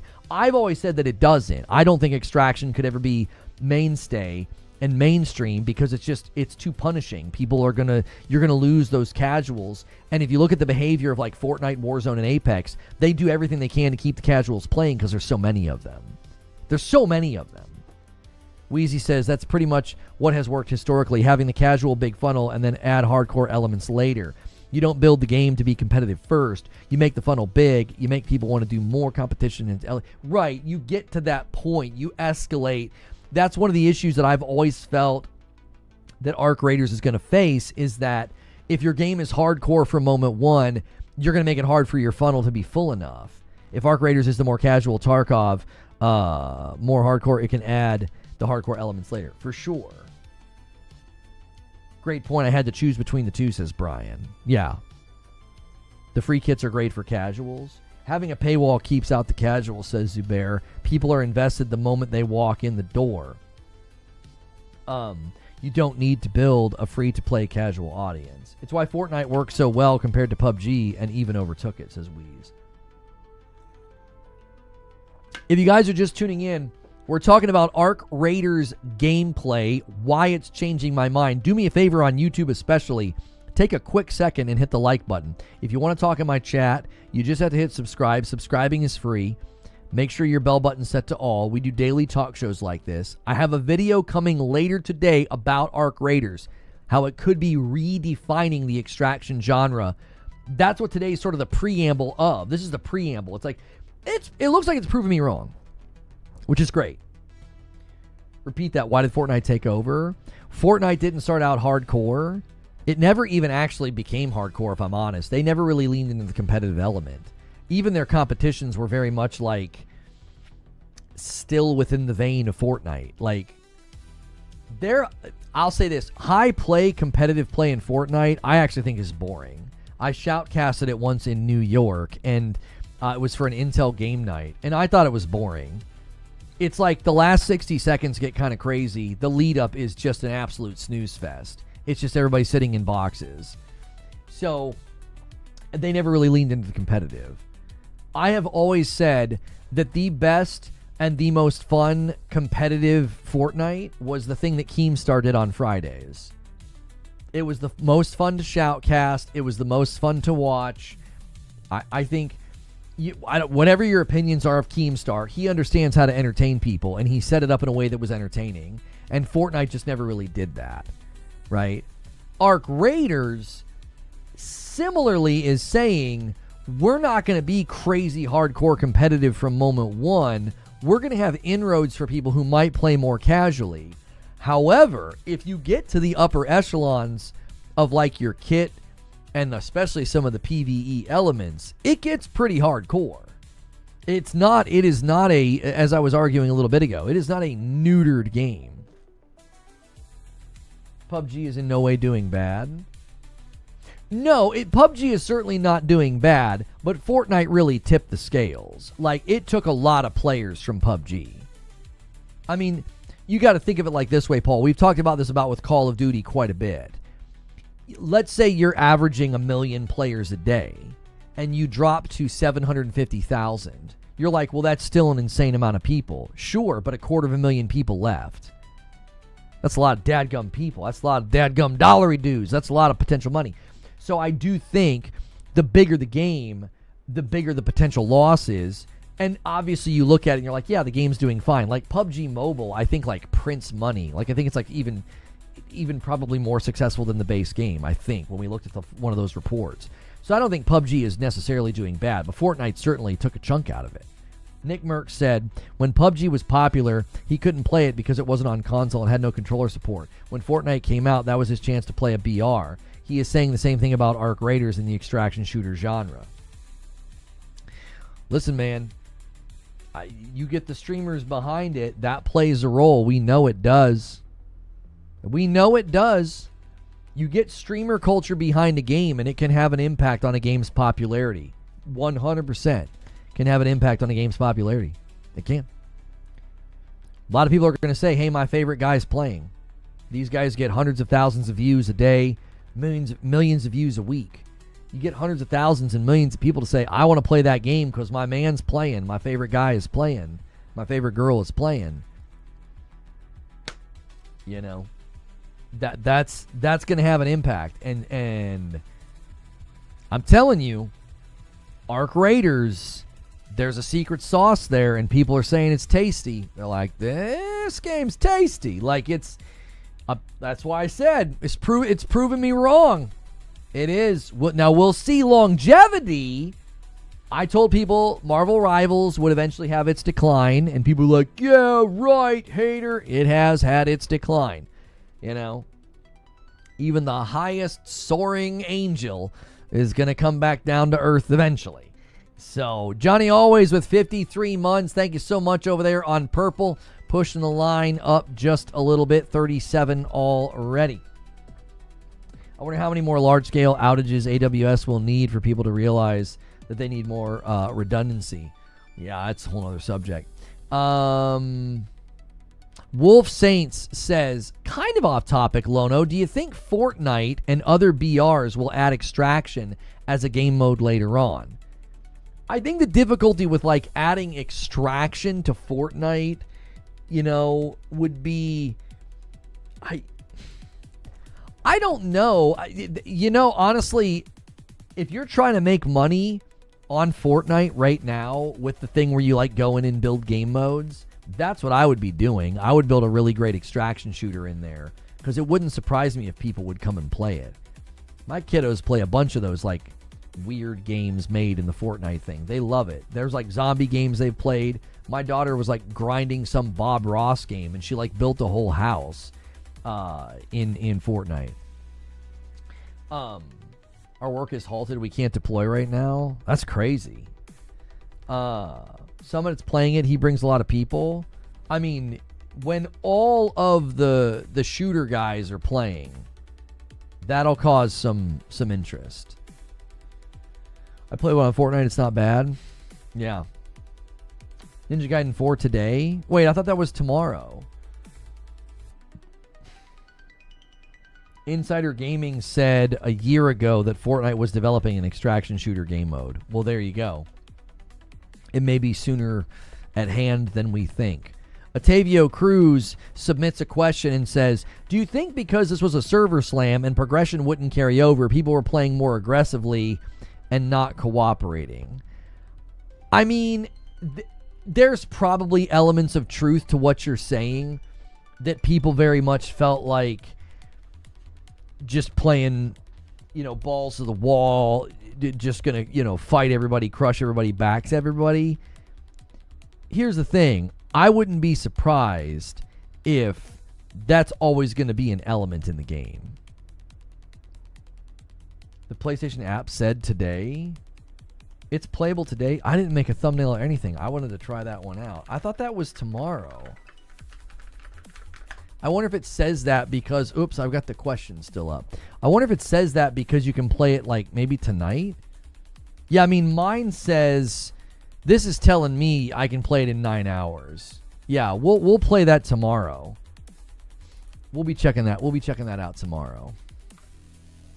Throw that on my wish list. So yeah, I do think there's something to be said for player mentality being a little bit different during a server slam. So your experience in Arcraiders gameplay right now might have been a little bit different. Here's the reality also. The meta is going to settle. The meta is going to settle. It's 2 weeks in. 2 weeks in, and people are going to be putting up videos where they're like, what's up, guys? Got another video for you today, and this is the best kit to run in Arcraiders. I'm going to show you how to get the kit in 5 minutes so that you can be a killer. If you like this video, hit like and subscribe, and let's get into it.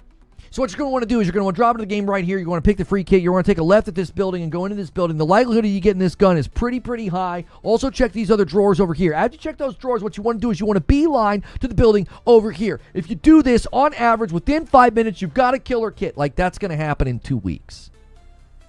That in 2 weeks' time, that video, that meta, that vibe, it'll be there. Now, if I'm Embark, if I'm the devs, I'm monitoring that. And here's what you do. Okay. Lona, are you sure that news is your bread and butter? Here's what you do. I think you constantly subvert that crap. That's what I think. I think you have to constantly subvert that crap. Oh, wait, we have a drop rate, we have a hot map, we have a this, we have a that, we have a... No, just go in and fiddle with it. Don't even tell anybody. Now, if you're going to nerf and buff guns, you need to tell people, okay? You do. But I think the minute stuff like that lands, if you can adjust, drop rates on the map or propensities of things on the map, I would respond to that stuff pretty quickly so that sort of thing doesn't take hold and then create, this very predictable rote rehearsed thing where everybody's doing the same thing. Everybody's starting here, everybody's going here, everybody's beelining there, everybody's running this kit, everybody's running that kit, right? The how to get best kit rant is wild on 2 times. There will be a meta. This is what you have to do as a player. You have to know that's coming, accept that it will happen, and trust that the developers are hopefully going to do the right thing and not let the game become like this stale, stagnant, rehearsed thing extremely quickly. I'm not going to speak for them, but they seem to be responding pretty well and pretty quickly to, the players. Lono out here killing credibility of streamers and their Be Like Me vids. I'm not taking anybody's credibility away. Get that money, okay? Listen, if you're one of those YouTubers and you're doing that, you are doing that hustle, and I mean hustle in the positive way. You're doing that hustle and you're making those vids and you're making those guides, you're meeting consumer demand. If you don't make the videos, somebody else will. Everybody's going to go and search for Arcraiders best kit. Arc Raiders, best weapon. Arc Raiders, best route. You're simply meeting demand. I have no problem with people making those videos. That was just me having a go and a giggle at like how those videos are very predictable. Get that bag. Yeah, you go, girl. Make the video, okay? People are looking for the dadgum video anyway. Make it good, make it excellent, and get that money. The developers have got to anticipate this and try to keep the game from falling into those ruts, because that's how you quickly get people to leave. They're like, well, everybody's running this route, everybody's running this kit. I'm getting absolutely decimated. This isn't fun anymore. You see, like, if you know that's coming in basically every single game, players and developers have got to anticipate how to adjust. You either lean into the meta,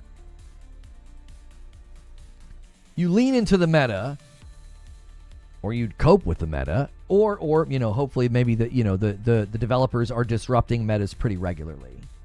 Again, if you're nerfing and buffing, players need to be properly informed. Don't do nerf buff whack-a-mole where you're like, weapon strong, wham. Oh, weapon strong, wham. Like, don't do that.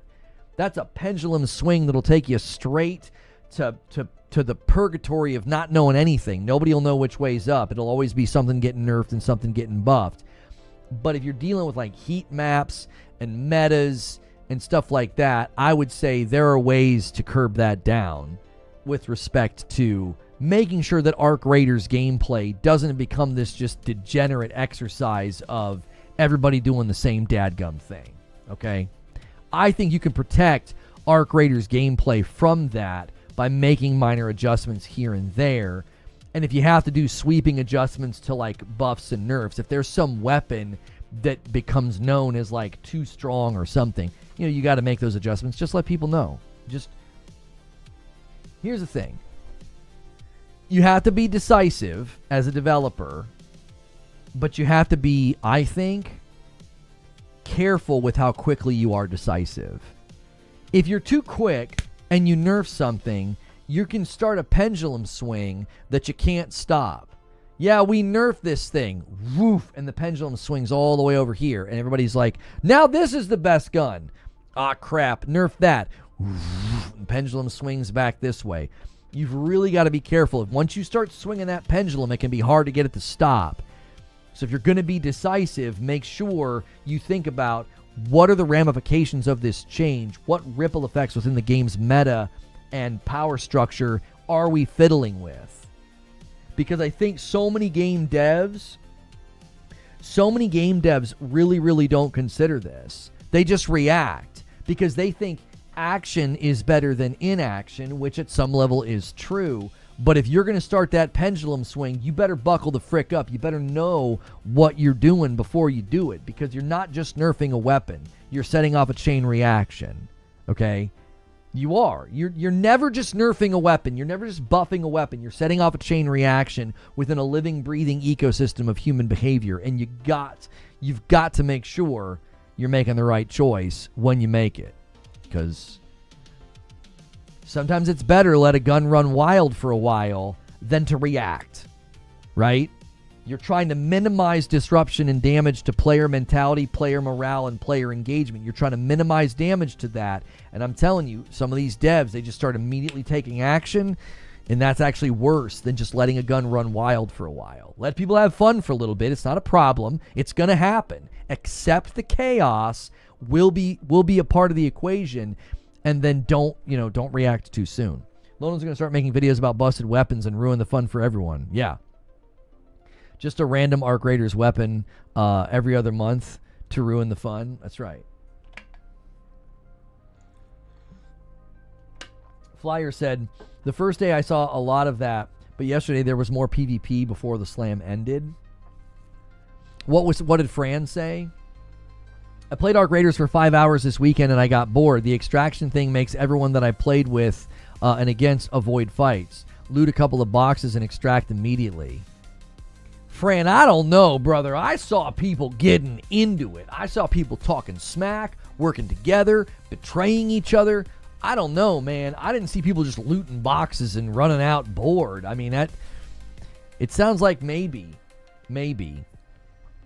you were you were just unlucky. I don't know. That sounds like you got into like a very like sheepish environment, and because you got into that sheepish environment, it affected your experience. It's not run and gun. It is very tactical if you watch people play. It's very much tactical. People aren't just running around shooting like mad people. Otavio Cruz says, do you think when the full game releases, the larger bots will get that raid feeling where people will gather to beat them? That's already happening, isn't it? Isn't the Queen? That's already happening, I thought. I feel like I've already seen footage of people working together to try to take down the Queen. I would imagine that's already kind of happening. Flyer says, I definitely saw a lot more PvP later into the slam. I think that's natural. I think what you're seeing there is what we would call an emergent property, where the more people get experienced and the more they have guns and kits and risk worth, they feel like, okay, I can risk some guns now. I've got some stockpile. You'll see an increase in PvP. You're also going to see an increase in PvP because they know the server slam's over and they're going to lose all their stuff anyway, so why not go out with the blaze of glory? You're probably seeing two things firing to create that emergent property of, like, if you had like a graph, like PvP engagements probably went like that, because it's like, got more kit, got more experience, know what I'm doing, I know the lay of the land, the server slam's almost over. like let's just shoot each other, let's fight.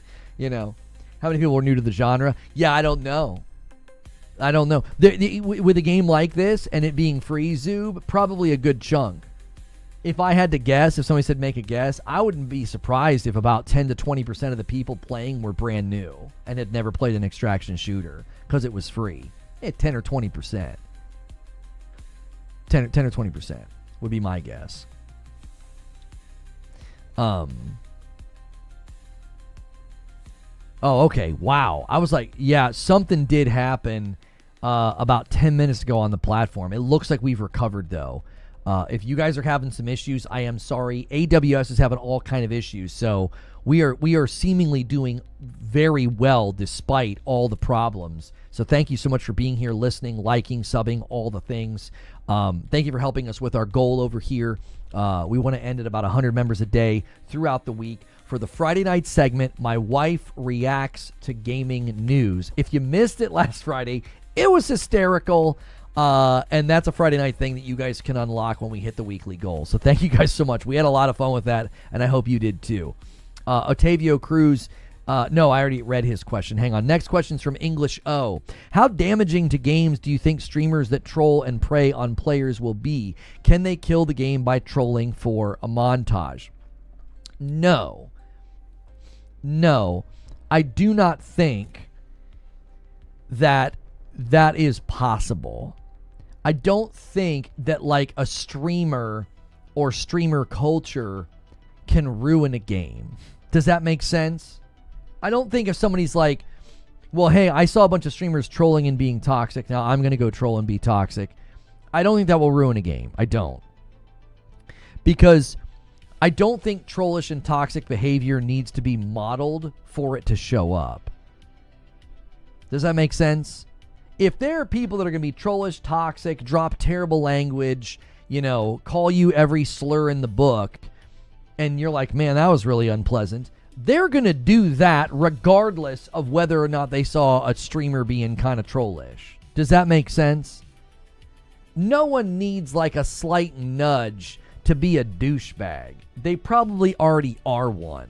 Do you understand what I'm saying? Like, in my experience, if someone's going to boot up a game like this and be a total jerk to other people, and I don't mean like playful. Some people are like playfully trolling and playing pranks.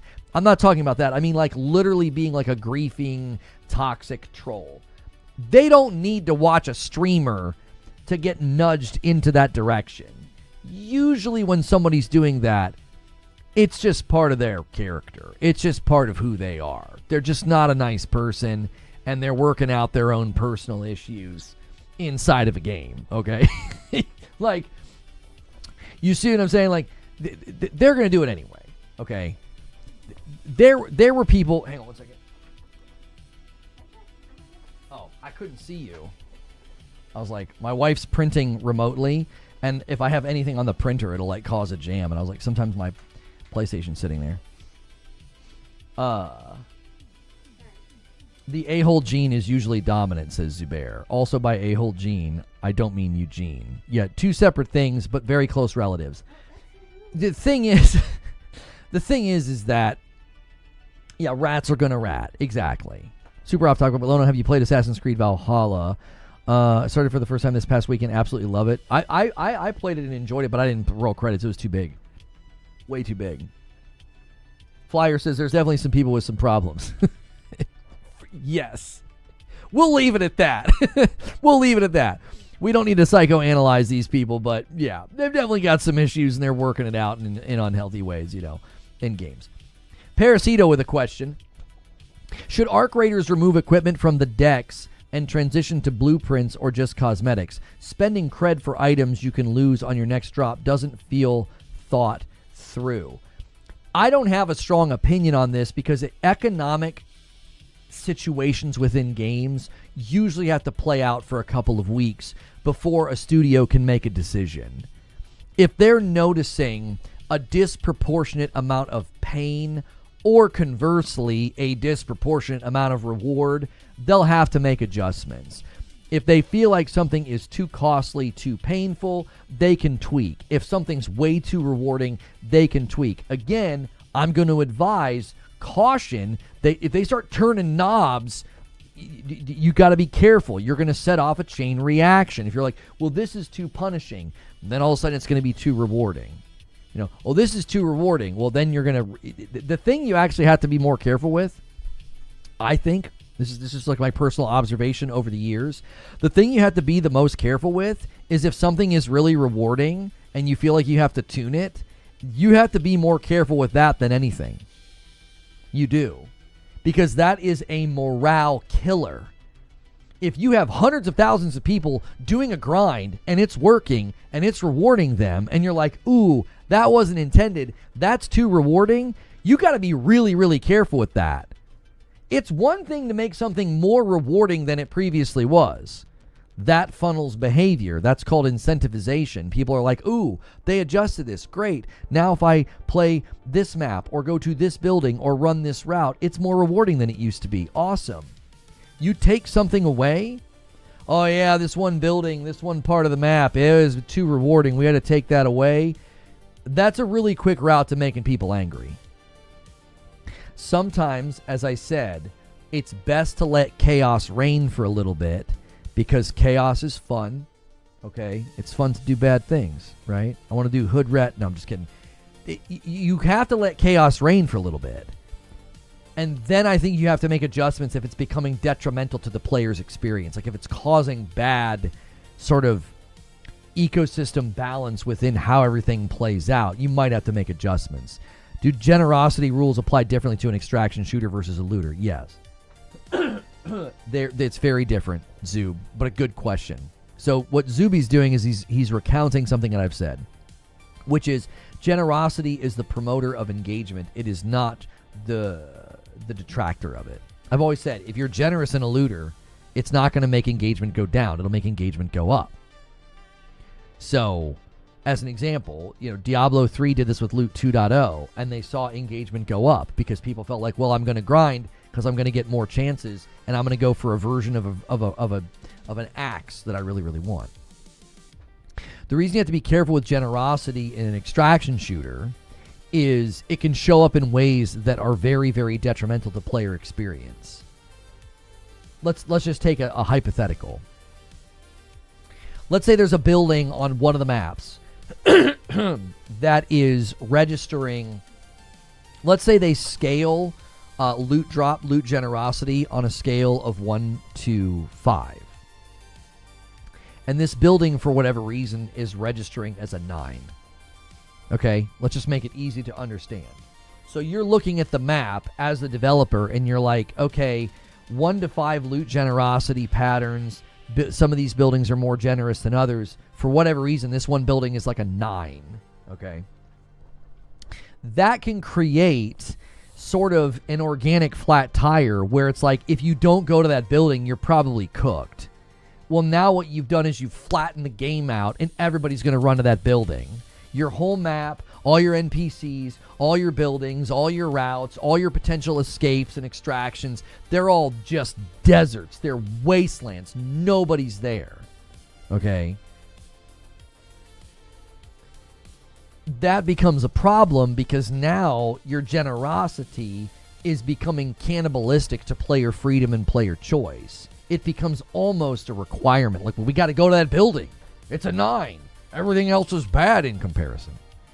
Then nobody actually loots the building, and they all just camp the building for people to leave the building. Yeah, that too. It leads to what we would say would be degenerate emergent properties. The emergent properties would be detrimental. They'd be cannibalistic to player freedom because you'd feel almost coerced. Like, everybody's just got to go to that spot.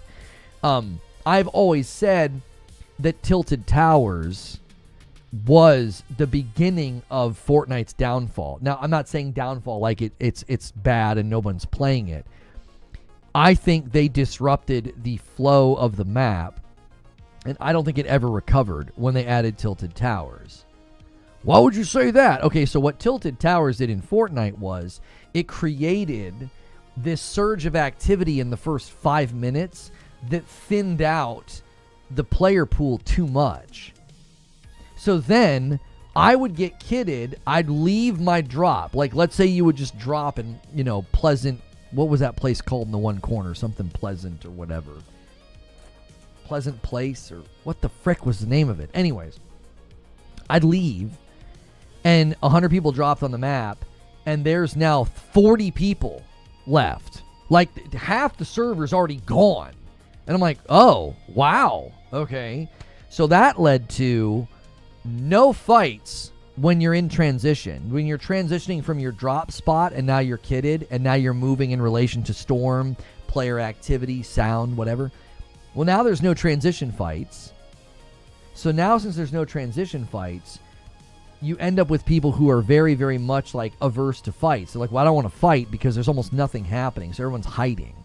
So it created this rhythm within the flow of a game of Fortnite where it was like everybody drops here, dies, crazy amount of activity, and then the activity meter goes like this, and just drops. Nothing, nothing, nothing, nothing. And then it's insane in the last 5 minutes. Everybody's coming out of the woodwork. That's not fun. I think that ruined the rhythm of the game. So I think sometimes you can do things to the ecosystem of a game that creates what I would say are emergent forms of degenerate behavior, where people started treating a battle royale like team deathmatch. They started treating Fortnite like team deathmatch. Yeah, just hot drop and fight. That's where the fun is. So they would hot drop, they would fight, they would die, they would do it again. And it's like, that's not what a battle royale is supposed to be. A battle royale is supposed to be you drop, you loot, you try to survive, not you drop, you loot, you fight, you leave. That's team deathmatch. You're playing the game in a very weird way. So Tilted Towers, I've always argued, ruined the flow of Fortnite, and I just don't think it ever recovered, because they went from the Tilted Towers meta to the spray meta, which led to the turtle meta, which led to whatever the frick is now, which is just somebody builds a skyscraper in 2 seconds and they edit a window, kill you, and edit the window back. And you're like, listen, I'm not snorting G Fuel off the desk. I'm never going to keep up with these guys. The entire, meta just, it changed. And that's fine. I think people are enjoying it and having fun. I only recount that story to say you can make one change that completely changes the flow of the game. And so if you have sections where there's too much generosity, as Zubair asked me about just a moment ago, it can cause problems that need to be addressed, because if not, you're actually creating an environment where generosity is acidic and people are like, yeah, I don't like this. This isn't fun anymore. It's basically just go there, maybe survive, everybody on the map's going there, and then a handful of people get to extract. That would really I think that would start to cheapen the experience. That's not happening. We're talking about a hypothetical. I'm saying if you have loot generosity levels of 1 to 5 and one building is suddenly showing up as a 9 because some glitch or something, that's generosity that can run aground. It's like, well, now everybody's going to feel like they have to come here And so that is cannibalistic to player choice. It can feel almost like passively coercive, where everybody's just going to play that way. If that makes sense. Another question here from Dwayne. What are, in your opinion, a few major factors that separates Arc Raiders from Marathon? I think the biggest thing that separates Arc Raiders from Marathon is people want to play it. I think that's a big one. I don't think people want to play Marathon. Marathon looked like other games that people had played. It played like other games people had played. It didn't have anything that I felt like hooked people enough to create demand. It was very, very quickly sort of shrugged off, okay? I think another thing that really separates it is that the developers are more prone to listen to the community. The biggest thing that's going to sink Bungie is their ego. Their ego is so massive. So we've heard that at one of the capture events, it got so contentious around proximity chat, they had to take a break. Okay? I guess the people that were in attendance to the Marathon capture event wouldn't let it go. They're like, you don't understand. You have to add proximity chat.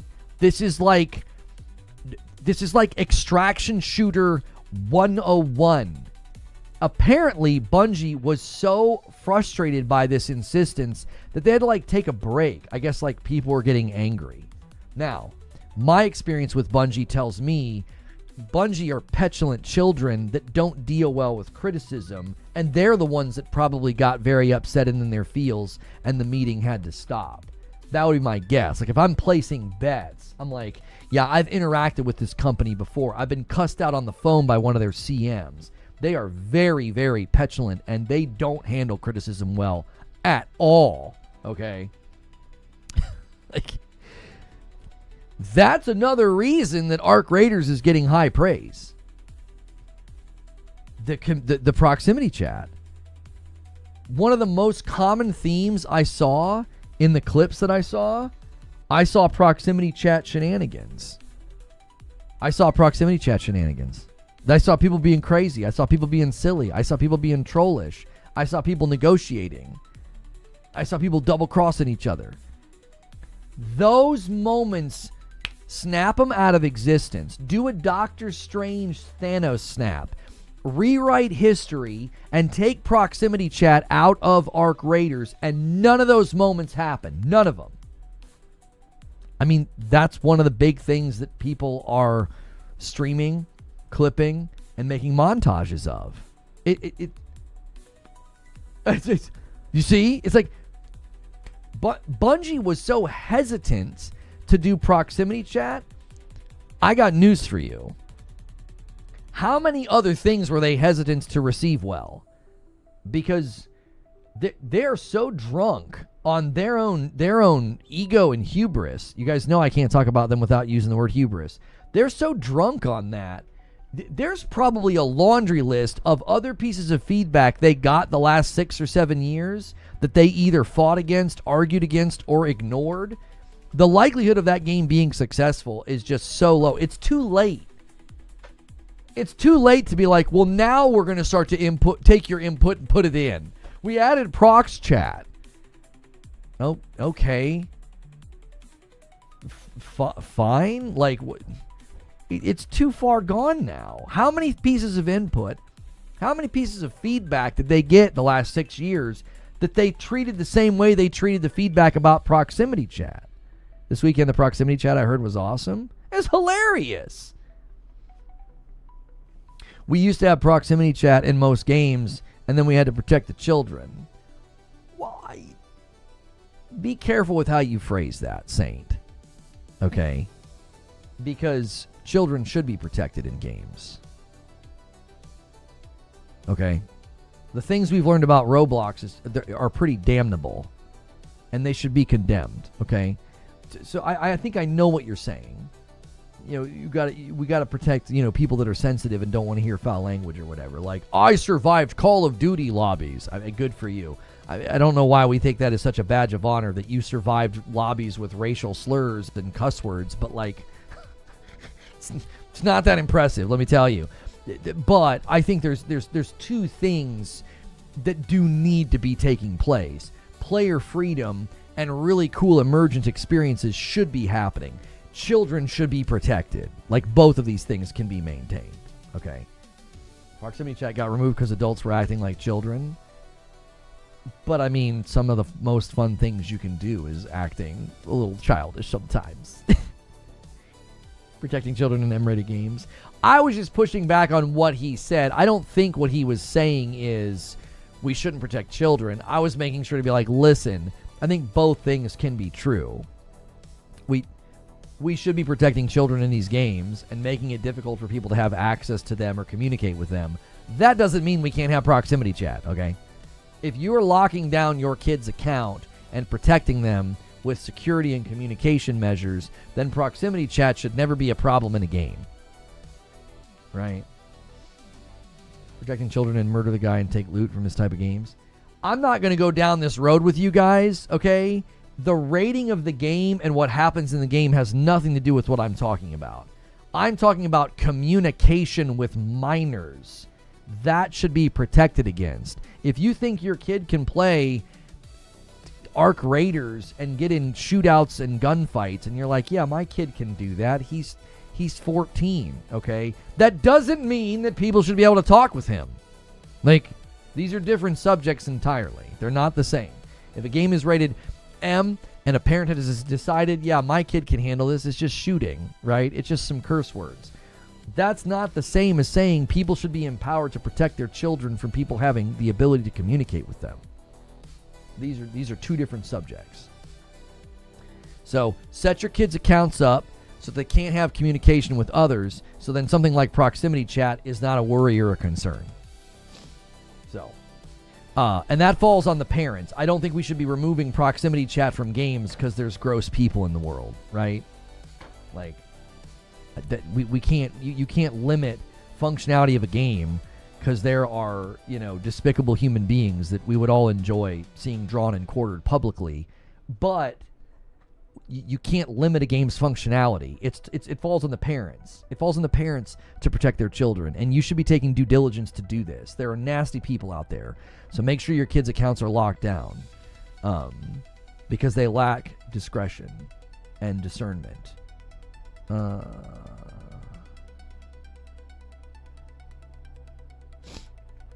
Okay.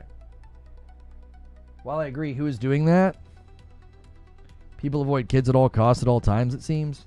Chris, there is a dark world out there, my friend, and I don't want to go down this road and get into it. There is an absolute dark and disturbing world out there, my friend, and there are people that do seek it out for very, very nefarious means, okay? I don't want to get stuck on this, but protect them, right? Of all the beings on planet Earth, they should be the most protected. So yeah, I say that as a dad, I say that as a Christian, I say that as a man. It's like we should be doing everything we can to protect them. Legend, thank you so much for your VIP, man, bumping us to 38 members on the week. I appreciate that. If you don't protect those who can't protect themselves, what are we doing as a human species? Okay, let's go to the next question here. What do we got here? Oh, Prisoner asked me, will you be playing Ninja Gaiden 4, and what's your favorite Ninja Gaiden game? You guys are going to try and pull my gamer cred here. I am going to be playing Ninja Gaiden 4. I've never played one before, so sorry. Please clip it and call me a tourist and a casual, because I've not played every video game in existence. You got me. Yeah, I will be playing tomorrow. I'm excited, but no, I've actually never played one. So certain games and genres never landed in my they never landed in my funnel of activity. Say Sekiro. Yeah, I mean, I beat Sekiro, but I've never played a Ninja Gaiden. You know what's funny? I've actually never played a Castlevania. I played a ton of the Metroids, but I've never played a Castlevania either. Growing up, it just never ended up at our house for some reason. It might have been because we weren't allowed. I don't know if the vampire thing. And 2 singles coming from Stonespire. Look, Stonespire's trying to tempt the first 10 bomb of the week. Whichever platform makes this hit 50, I gift that platform a member. So right now, you can steal the milestone with a 10 bomb. Let's see if anybody takes the bait. Thank you, Stonespire. He's so faithful and diligent to do that. I really appreciate it. I'm unsubscribing. Give me mine back. Yeah. Didn't you play Black? Oh yeah, I played Ninja Gaiden Black for like 15 minutes, and the camera drove me crazy. I was like, I can't do this. I didn't like it. I played for 15 minutes. I was like, this is not for me, y'all. This is not for me.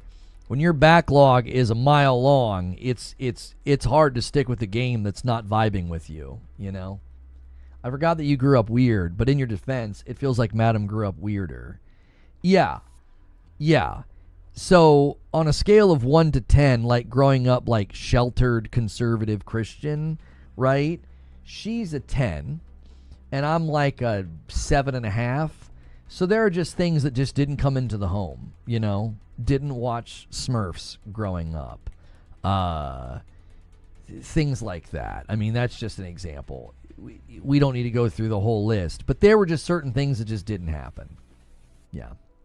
So certain franchises and certain games, you know, didn't land in my player funnel. That's why I think sometimes like making fun of people or criticizing them or turning it into like a personal attack, like when they haven't played a game, it's like, what if there's a history there? Like, what if there's something very personal there as to why they haven't? Like, don't weaponize stuff like this. We're all here having fun and playing games. Like, why do we always have to turn everything into like a personal attack?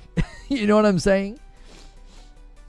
You don't know somebody's backstory or lore or why they might not have played something. Like, let's all just be nicer to each other. You know, every time I've said I haven't played a game, it's commonly weaponized. And I'm like, come on, boys. Like, we're just trying to play games out here. Like, you don't always have to have a vendetta against somebody. Like, it's got to be exhausting.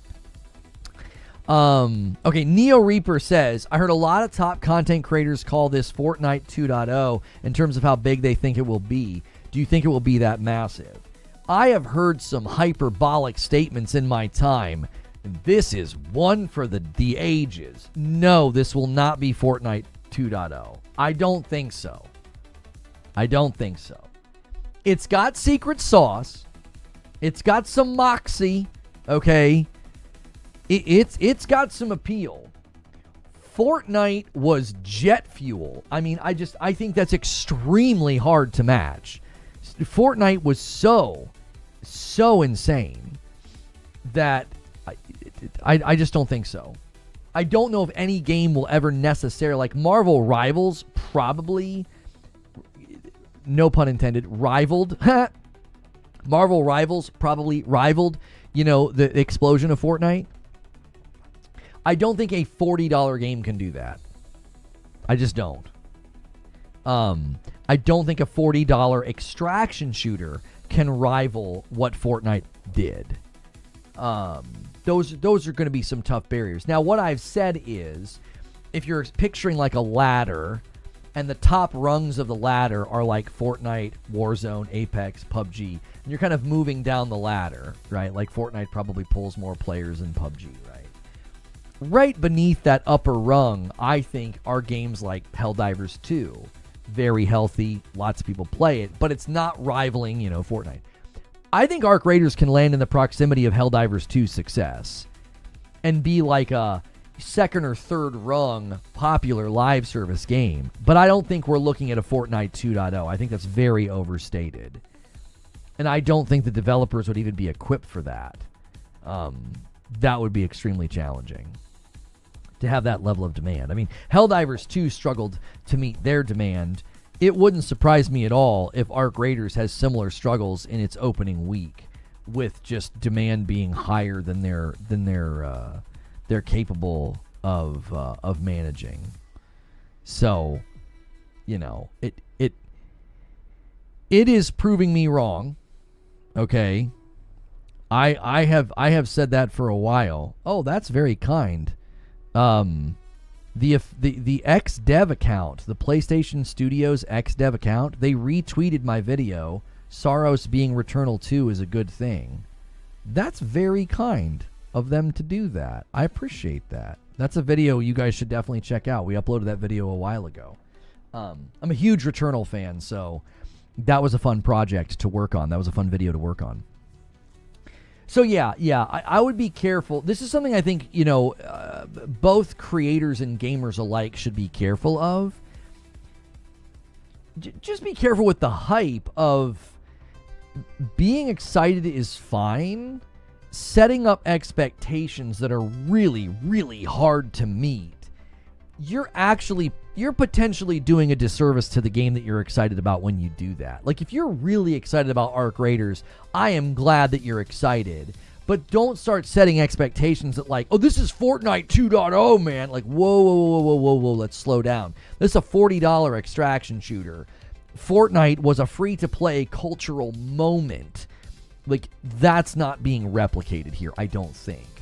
If it is replicated, then, I mean, bully for them. That's insane if they are able to do that. At $40 a clip, these boys are going to be, the lowest level engineer if they're getting any kind of bonus kickback. I mean, these people, they'll be millionaires.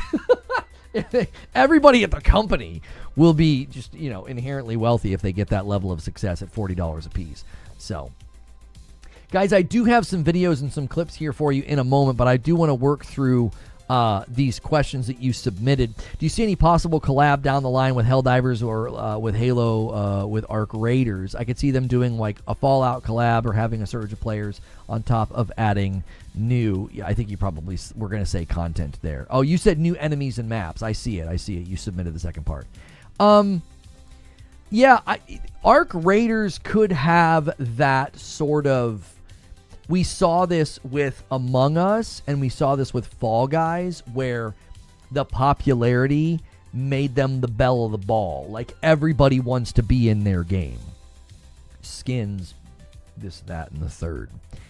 I would really caution against that in Embark. I'm sorry, in Arcraiders. I would caution against that for Embark. And make sure you guys are quickly hitting that like button. Try to get us to 300 likes really quickly right now. That could be really helpful. If you've never hit subscribe on my channel and you want to talk in the chat, subscribing is free. And right now, all you'll get from me if you subscribe is a live show and an upload. We are no longer going to be hitting your pages with like polls and members content. Members still get perks and still get stuff, but I'm not going to be doing that to you if you sub to my channel. I know that was annoying people. We want to respect that, and we've minimized all those things as best we can. So be sure to sub to the channel and turn your notification bell to all. I know some people were getting a little tired of that. Okay, so I would caution against some of the collaborations, okay? If people are running around, Arcraiders gameplay in a couple of months, and they're running around with unicorn hats and wings and bunny ears, if Beavis and Butthead start running around, if Teenage Mutant Ninja Turtles start running around, you've jumped the shark, okay? Don't jump the shark. Do collabs that make sense. Maybe Fallout, sure. Maybe Helldivers or Halo, maybe. Don't jump the shark. It's a bad idea. Neo Reaper with the 5 bomb gets us a 5 bomb away from 50. This is the easiest milestone to steal, and YouTube is only 1 away in the contest. Twitch has 23, YouTube has 22. Thank you, Neo Reaper. Did you see Matt Piscatella posted last week player engagement chart? Yote rose to 7th. It's ahead of Battlefield 6, which finished 12th, same as Yote did in the first couple of days. Yeah, what a flop Yote was. A top 10 game when it had a full week of engagement. Yeah, over other really popular games. Yeah, what a flop it was. I told you. I told y'all what was going to happen. I said they would pick bad targets, and they did. And another 5 bomb comes in from Alex, and he steals the 50 milestone for Twitch. Twitch has stolen both of them today. We're now exactly 50 away from being on pace. We want to end every day at 100 to unlock that Friday night my wife reacting to gaming news. It's a new segment we do. It's a public stream, but only members can chat. So that is something you guys can unlock every week. And we will finish our playthrough of Dead Take this week as well. Thank you, Alex. I've already gifted the member over there. Thank you, everybody. We need 26 more likes on YouTube. The like count didn't move, so guys, make sure you're going through the ritual. The like count can be kind of funny sometimes. Yeah, so I'd be very careful with collabs. If you guys are just tuning in, we're talking about Arcraiders gameplay, and the question was like, could they do collabs with other companies and other studios? And I said, that's a severe risk. I wouldn't do a ton of collabs with Arcraiders if it's going to lead to people feeling like, you know, there's goofy, stupid stuff going on like Beavis and Butthead.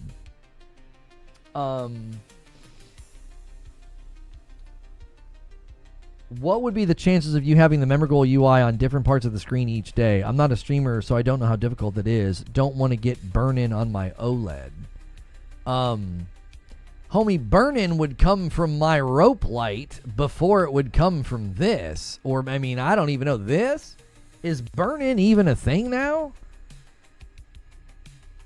I didn't think burn-in was a thing anymore. Can it actually happen? I thought TVs have really minimized the chances of that happening now. On older sets? He's talking about burn-in on his OLED. That would be a pretty new TV, would it not? Yes, OLED with static images. I played Ghost 1, didn't touch 2. Nothing draws me in. I'm not going to try and convince you to play it. If it doesn't draw you in, it doesn't draw you in. You know what I mean? Okay, couple of questions left here. This is really off topic, so I'm going to give you the quickest answer ever. Do you think a lot of people sign up for Game Pass because of Ninja Gaiden 4? I don't think so. I don't think it's going to be a big driver for subs. No. Some maybe, but with the recent price increase, I don't think a ton of people are going to be grabbing a $30 unlimited ultimate plan for Ninja Gaiden 4. I think that price increase is really going to minimize churn and burn. I actually think you're going to see more and more people treating Game Pass like a waiting strategy. They'll wait 6 months, grab a month at $30, play all the games, and then cancel. I think you'll see more and more people doing that. I think like signing up brand new because of Ninja Gaiden, probably not. Call of Duty, sure, people will sign up and then cancel because they're still going to think about the fact that it's cheaper. They're like, oh, $30. Yeah, I'll pay $30 and I'll play the game and then I'll put it down. But not, I don't think Ninja Gaiden 4 is going to have that level of demand. OLEDs have gotten really good with it. I don't think it should be a concern. If you play other content, it'll keep itself healthy. It's bad if it's the only thing on screen. This seems like, yeah, I don't even stream for that long either. I mean, I guess if you're here literally from moment one, but yeah, that's not a, yeah, it still happens. I have the LG CX, and it has some protection, but still not completely immune. Yeah, I mean, I don't know what to tell you. That's not something I'm not going to do that. I don't think this is going to cause any major issues, if you want my honest opinion. Yeah, we've talked about it enough. That has nothing to do with the show. With the hype now being magnified. Okay, I got a question here from Neo Reaper. With the hype now being magnified around Arcraiders, does this make your stance on Marathon needing to be canceled stronger? Ironically, yes.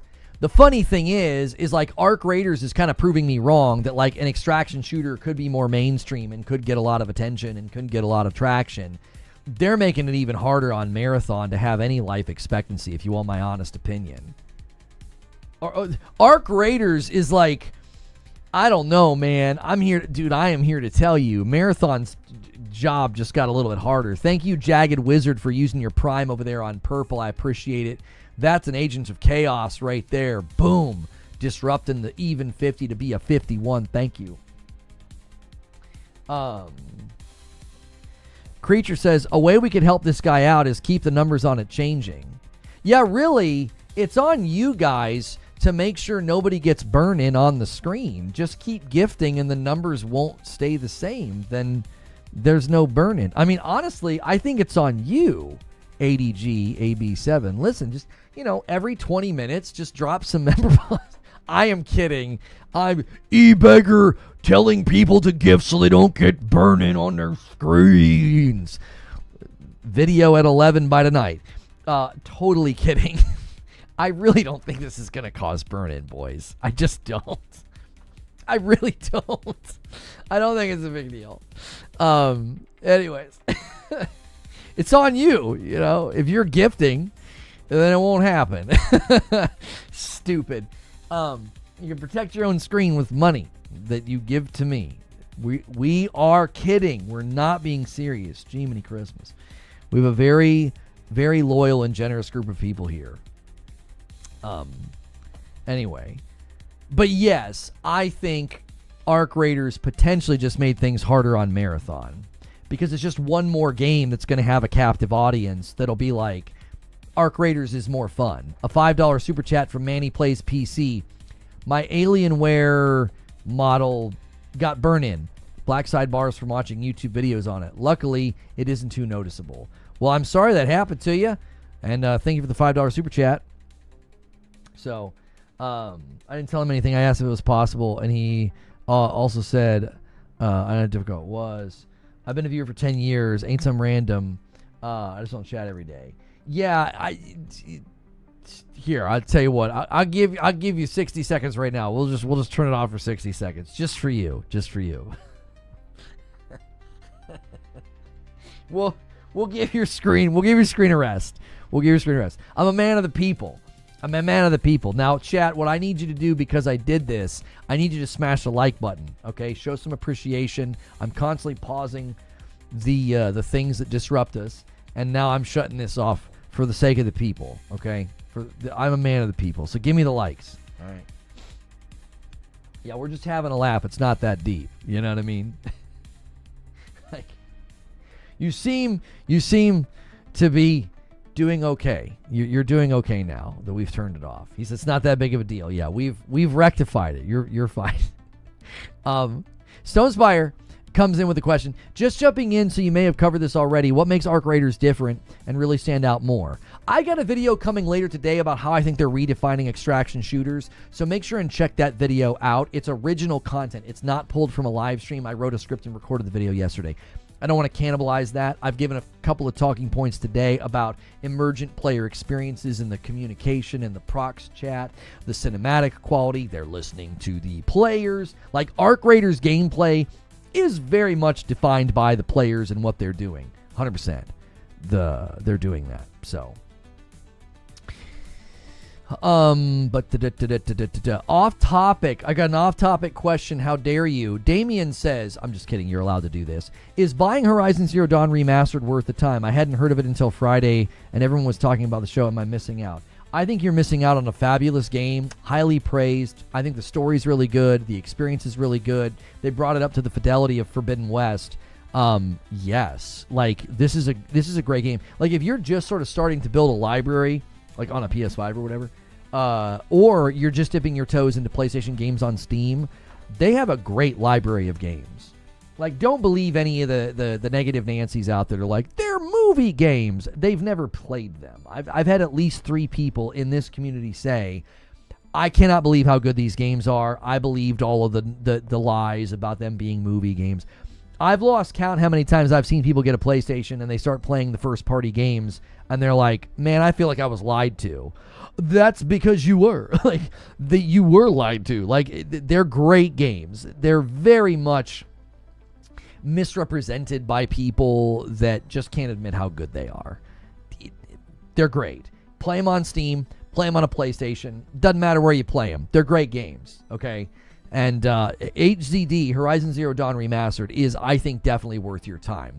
There's a reason that Horizon as a franchise has sold almost 40 million copies, okay? They're good games. They're good games. So, yeah.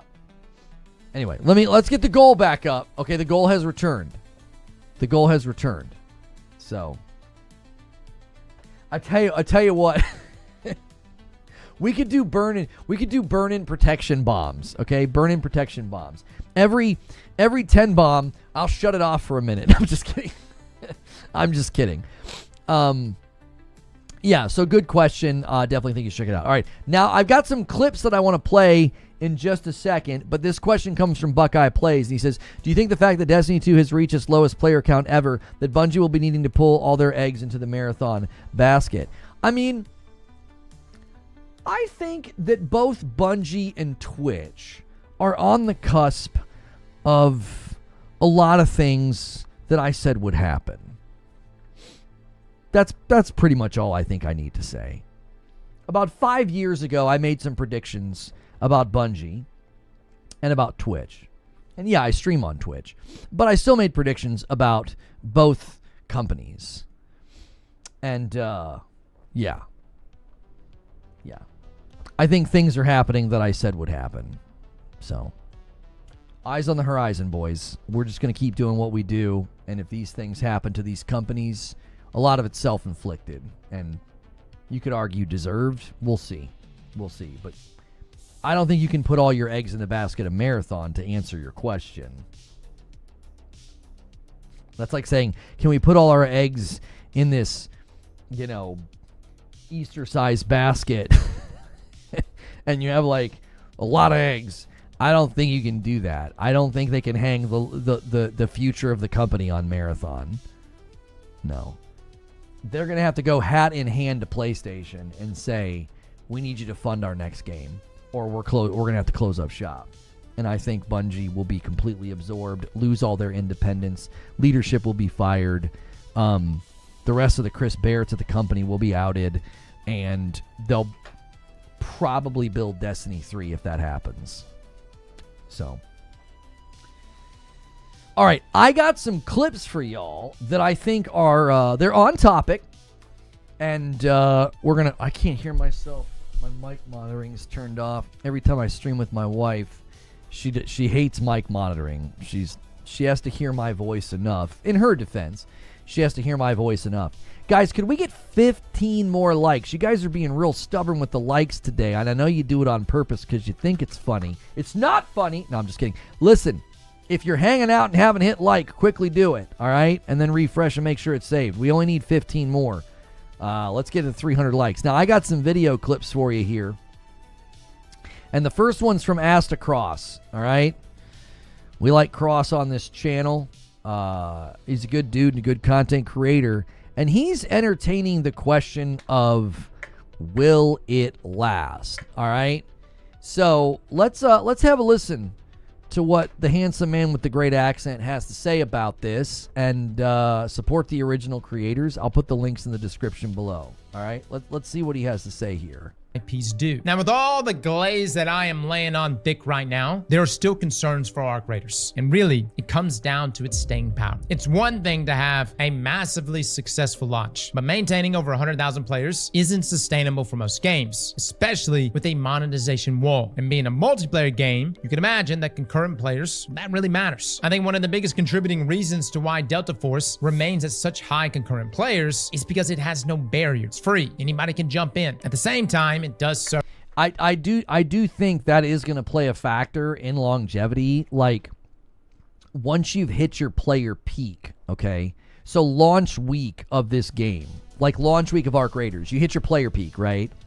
You're going to come down from that over time. One of the things that helps games sort of kind of rejuvenate, resurgence, whatever words you want to use, one of the things that sometimes help is it being free. Right? Like, it being free can really help with that. Now, obviously, Helldivers has proven that you can do this, and this is the biggest asset in Arcraiders Corner. The biggest asset in Arcraiders Corner is that they can always add new PvE stuff, new arcs, new encounters, new crazy things going on the map. That rejuvenates your game the same way Helldivers has been able to rejuvenate its game. So what they can kind of do is almost pull a page out of a book that's a hybrid, like stuff we've seen Fortnite do with big events and stuff that Helldivers has been able to do. They're able to do that, I think, in this game. That will be something that a lot of other games and extraction shooters can't do. as another means to keep out cheaters. And Delta Force has a lot of cheaters. But the other question we have is, how does Embark plan to keep the player base engaged with future updates? At launch, it's confirmed that there will be at least 5 maps. And just this week, Embark Studios finally announced that they would be handling server wipes, which is a very common thing amongst extraction shooters. It's essentially the equivalent of new servers being added to an MMO, essentially giving everyone a clean slate, everyone starting from square one. Now, rather than emulate the current status quo, Embark has opted to introduce voluntary 8-week wipes called projects that, if finalized, will reset the player's level, skills, inventory, etc., but keep their accounts earned, cosmetics, purchases, and anything else achievement-based that does not directly influence the actual gameplay experience. Resetting your accounts could reward you with permanent unlocks as well as unique cosmetic rewards and non-gameplay account buffs. So again, Embark... I just want to say to his editors, that highlight, that's just such a nice touch. That's good work.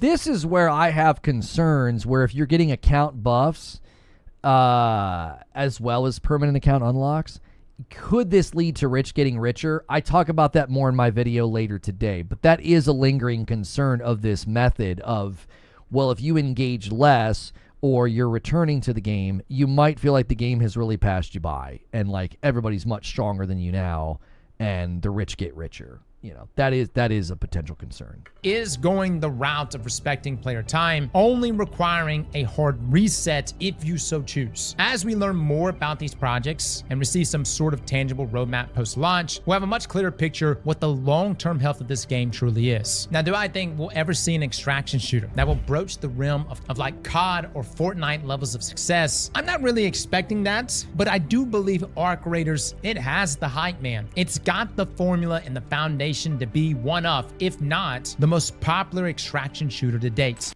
I agree with the way he set that up, and I've said similar things. Like, I don't think this game is going to rival Call of Duty numbers, pull Call of Duty numbers, but it can be one of the most or the most successful extraction shooter. I think it being an extraction shooter and it costing $40 is going to make rivaling big, huge free-to-play battle royales virtually impossible. Number one, it's not free, and number two, it's not a BR. It's an extraction game. Like, it's going to limit its appeal. It has really big and broad appeal, regardless of these things. So we'll see. We'll see when it's not free, because the server slam was free. We'll see how it fares. If you like to play Arc Raiders early, Embark is hosting a server slam this week, October. All right, that's it. That's his final point. Okay, so just a real quick. That was just a real quick, you know, what's my music doing? Hang on a second. There we go. Real quick video from Cross that I thought was definitely worth checking out. Just adding to the conversation, just adding to the topic of like, hey, you know, there is the potential for longevity here, and there is the potential for ongoing, you know, engagement, and how they manage that is going to be very, very interesting. That is the true test. What video are you watching? That was Astrocross's video on Arc Raiders. It's called This Game is Special. And so there'll be links in the description below once the video is over, because I add timestamps, and then I will provide those links so that if anybody wants to support the original video or you want to watch his entire take on it, that will help you. That'll help you do that. So I got a couple other real quick clips for you guys. You guys have responded positively when I have done this in the past. I go and I get videos and then let you guys hear their feedback. So Big Fry TV has a video, and he spoke about the blend of PvP and PvE. So I wanted to watch this one. And of course, I wanted to watch this one with you guys as well. So let's listen to what he has to say. I think the gameplay itself is intense, visceral, with a good amount of TTK. PvP fights can be prolonged, but enemies don't really feel too spongy nor too squishy. Contrast that with the Arc, that since Tech Test 2 earlier this year have received some pretty massive buffs, including what feels like an increased aggro range, damage, and health boosts, and from my experience, there's just a ton more roaming around this time, especially near extracts. I know this can be frustrating I was actually going to say that might be a way to really punish people that are hanging out near extracts. Like, if I were the devs, I would put something in place where if you are near an extract and you're not doing it, you're not like turning it on, the AI slowly gets better and better and better at finding and detecting you. Like, initially, it's just normal detection for anybody who's actually extracting, right? You hit the button or you run past one or something. And the enemy AI detection should be basically pretty normal. But if you've been hanging out there for 10 minutes, the AI should be detecting you quicker and quicker and being more and more aggressive to really, really make it hard to be a rat. Like, you want to be a rat, it should be tough. The game should make that tough for you. For some players, but in my opinion, I like a game where the enemies feel threatening and make you think twice about just W keying into fights with other players. Sound does draw these mechanical demons to your location, so gunfire sometimes isn't the best option. And with the ability to proxy chat with other players, I've already seen multiple instances of grouping up or people just wanting to be friendly in the face of adversity, which in my opinion leads to better community experiences overall. As I was filming for this... Yeah, I don't mean just the longer that you're there, Butters. Like, they'll have harder enemies, that come in the longer you're there. I mean, if you are intentionally and measurably just ratting next to an extraction point, the AI should start to hunt you because you've been in the area for too long. Like, it should be doing... Think of it like this. It's doing some kind of a sweep, and it detects you. And it's like, okay, maybe it's looking for you. Okay, maybe it doesn't find you because you duck into a building or a tunnel or something. And it does another sweep, and it detects you again. It should now be far more aggressively trying to find you. Like, the more often you're just kind of hanging out, I'm talking specifically to the extraction locations, there should be some type of a patrol mechanic to punish ratters, or not punish them, make it more difficult to be a rat. Like, if you're just going to sit next to an extraction, you're going to try and jump people, that should be difficult the longer you're sitting next to the extraction point. They do have patrols, but not exactly what you want. Yeah, I'm talking about, like, it specifically detects that you're next to the extraction point. It tries to find you, and it should get more and more aggressive the longer that you're there. Video, I ran into quite a few friendly folk who just wanted to experience topside without conflict and extract back to Speranza untouched. They clearly don't know me. Okay, there's a language warning coming up here, but this guy's a troll, and it's funny, okay? So put your headphones in, turn your volume down, language warning. I'm usually safe for work. These clips are pretty funny, all right? That's your language warning. Headphones in, volume down. Okay, here we go.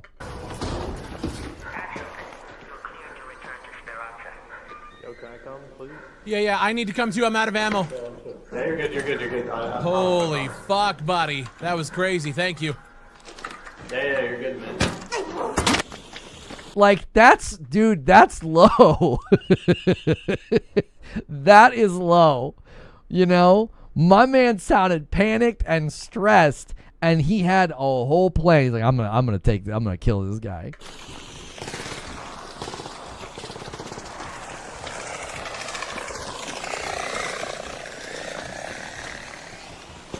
Hey, do you need help? Do you need help, brother? Bro,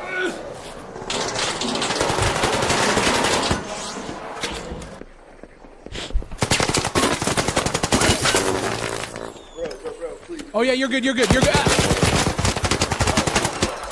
Sorry. I didn't. Yeah, no, sorry. You scared the shit out of me. I thought you were gonna jump me. You're all good, bro. Have a good one. You too. I know that. I love just the small sample of the community that you get in these clips. He's like, it's all good, brother. Have a good one. Yeah, he's just accepting it. He's just accepting it. He's like, I'm done. Go ahead. Kill me. I wanted to share those clips with you. I thought those were pretty good. I thought those were pretty funny. That was Big Fry TV. I'll have a link below. Check out his content. Funny guy, funny creator, good video. Total frickin' troll. All right, I got a clip here from Jesse. All right, I got a clip here from Jesse Kazam. Oh no, I'm sorry, Jesse Kazam. Jesse Kazam is talking about how it's good for solo players. So let's get his input here on how the game's good for solo players. If you guys are enjoying this sequence and you're enjoying these clips, remember to hit like. Consider to help us get our goal to about 100 members on a day is what we want to see. So we're about halfway there. All right, here we go. Let's see what he has to say. If you are someone that enjoys gaming solo, boy, do I have some good news for you. Solo play is an extremely important and oftentimes overlooked aspect of PvP games right now. Not everybody always has somebody to play with every single time they sit down and game.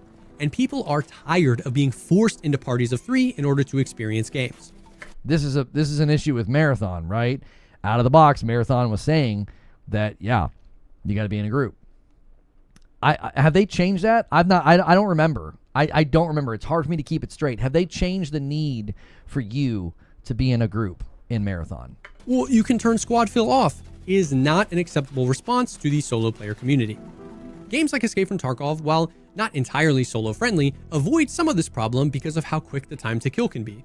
You can eliminate a squad of players with 4 bullets if you play your cards right, but that kind of just kicks the problem down the road because that strength can also become a weakness. It means that if you're a solo and you're in a fight with a squad, that fast TTK can be used against you. And it also kind of promotes a gameplay style of really just sitting and waiting until somebody crosses your path because largely whoever gets the first shots off wins. Other games have gone the entire opposite direction with full-on solo queues. But that inevitably fragments the player base a little bit and removes some of the tension that extraction shooters are known for. Part of the fun is never knowing if the guy that you just got has friends coming to avenge him or if he's a solo. Arcraiders has a really unique approach to this problem. Their matchmaking algorithm will try to prioritize putting solos in games together. Now, this is not a separate solo queue. It's one. Okay, so that's the important thing to note here. All right, thank you, Michael C., for 17 months. And a member plus. Let me add that to the total. Thank you so much for doing that. Appreciate you. So it's not a solo queue. You're not picking something that like fragments the player base, but it is trying to protect you from getting absolutely stomped by a squad. Playlist that everybody queues into, but while it is matching, it will try to take a large group of the solos that are queuing at any given time and put them together. This, at least during the tech test, seemed to be a really elegant solution to this problem. It's not a complete guarantee that the raider you hear is for sure solo, so you have to be on guard and you have to play carefully. But it dramatically reduces the frequency of you getting completely slammed by squads raid after raid after raid. And if you do end up being a duo or a trio in a game that is mostly full of solos, you would never know it. You didn't queue into any other playlist, and you would probably go about your whole raid assuming that any raider you heard had teammates with them. It's another way for them to control and preserve the experience that they want the players to have without fragmenting the player base or without any one group of players feeling left behind by the game. And my favorite part of this whole thing is that the game gives you the tools to work together. Arcraiders has proximity chat, which allows you to talk to other people and potentially team up. But in addition to that, there's an item in the game called the defibrillator, which allows you to not only quick revive your downed teammates, but it also allows you to revive downed enemies. So BPMFJ says, I feel that games always end up going for solo. I kind of miss team playing games. Homie, turn on prox chat, turn your mic on, and this game is just prime real estate for making, having like on the fly, experiences. As he just sort of walked through, that was pretty much the bulk of what I wanted to see from his clip. That like, look, man, you can play this solo. You can team up with people. You can save people, help people, work with people. Like, there's actually a lot to that. I think that that's really, really important. And I think that more and more you're going to see people, playing games like this and taking that approach. They're going to be saying, look, man, I'm doing some on the fly stuff here. I'm going to be going out and trying to find myself some teammates. Like, you don't have to just stay by yourself. And I got an article here about this as well for you guys. Arcraiders just became Steam's most popular extraction shooter, and it's not even close. This is from Insider Gaming, written by Grant Taylor Hill. Remember to support Insider Gaming on Twitter, YouTube, and their website. These guys do good work here, and they're showing how it's banking against others. So on Steam, their server slam hit a peak of 189,000 users. All right, so to To put it into perspective, here are the top numbers. Arena Breakout's peak is 66,000, Cycle Frontier 40,000, Gray Zone Warfare 72,000, Dark and Darker 57, Escape from Tarkov 61,000. Now, there could be a variety of reasons why these games don't quite have the same numbers or don't quite have as strong of numbers, but like within the realm of extraction shooters, getting 189,000 on one platform is impressive. Okay, that is impressive. So that's not Tarkov. Yeah, Tarkov has its own launcher. So, oh, I'm sorry, that's not Tarkov, that's Duckov. Whoops, because I was going to say, it doesn't Escape from Tarkov have its own launcher. So, like, you're not necessarily even seeing Tarkov on here. So we don't know what Tarkov's player numbers are. So these are just the ones that are available on stream. Yeah, Escape from Duckov is like a new escape game. Right here, Escape from Tarkov, arguably the most popular extraction shooter in the world, is set to be released on Steam on November the 15th. It'll be interesting to see if it can top Arc Raiders. We know that more than 500,000 people have Escape from Tarkov on their wish list, but that only puts the game in 67th place on Steam's wish list activity tracker. So Tarkov and Arc Raiders could be vying for, you know, the attention of players on Steam very, very soon. It could. So, I have a video that I wanna have you guys watch here in a little bit. It's about redefining the extraction. Oh, we're gonna have that go live at 4. Oh, I thought we were gonna throw people at it. Okay, never mind. So I guess be on the lookout for that later today. That'll go live at 4 o'clock Eastern. So every day at 4 p.m. Eastern, we have the channel set to get an upload. All right. So every day in the morning at 9 o'clock in the morning Eastern, I go live and hang out with y'all. And then at 4 in the afternoon, we have an upload. So if you're interested in Arc Raiders, I have a video scheduled right now talking about how they're going to redefine extraction. That'll be later today. Something fun that we did on Friday that we could do again today is if you guys want to extend the stream, I allow you guys to do that. You can throw people at it. I just did that out of habit. What do you think the best is? Maintaining the schedule or like redirect and premiere it? Like, I don't actually know what the call is. I think with the way we do Green Room now and we have an original piece, maybe we should do that. I don't know. Maybe we should only do that when we have something like lengthy or something substantive, like the 4s and the 8s that are repurposed. We don't really want to do that with. Buckeyes with a question says, wait, hang on. No, this is the new question. JC says, if you're on a team of 3, is there friendly fire? Is there friendly fire in this? When Hilly and I played, I don't recall shooting or hurting each other like in Helldivers. And throw people at it? Okay.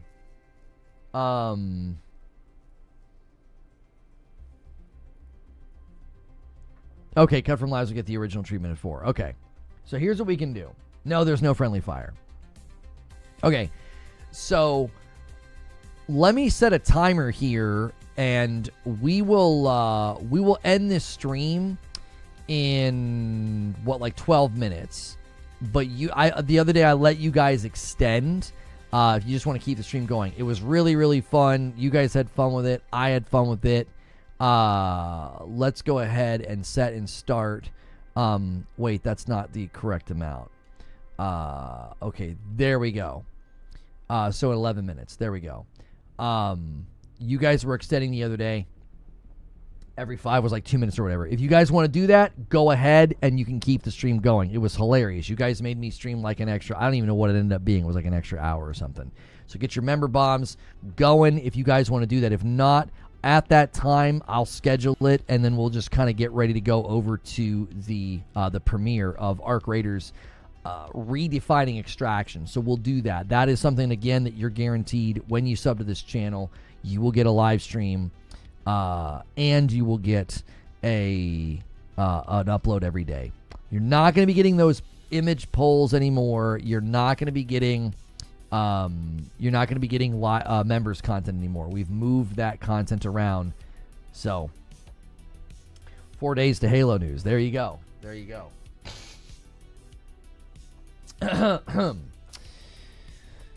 I think you guys can play Ninja Gaiden 4 today. It's a worldwide release time. Yeah, like in 8 hours or something. Yeah, I think we can play this evening, but obviously I'm not going to do that.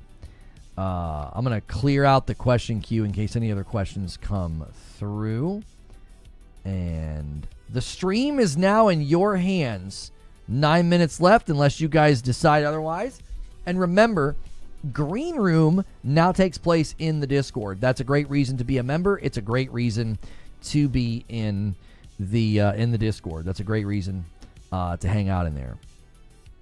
Arcraiders is essentially division survival without the whiteout or the death. Like, if you're interested in Arcraiders gameplay, I'm going to be trying it again at launch, and I'm going to try to engage with it on meta, on brand. Like, I'm going to be in there. I'm going to be talking with people. You know, I'll pull some of you guys in maybe, and we'll see if I can't get some traction in the game. The last time I played it, I had fun until I didn't, right? Like, it's fun until you don't. It's like, man, we had a couple bad runs, and then we were really impoverished. And I'm like, yeah, the fun factor fades pretty quickly when that happens. I provide this for your records just in case you combine chat and it ruined my history. No, it worked, Hilly. You pulled it off. You 100% pulled it off. Good work there, my man. Solo generally is with solo. Yeah, like, I could try a couple games solo and see if I could, like, negotiate with people. And, you know, member goal closes. Oh, wait, I have the timer labeled wrong. It should say,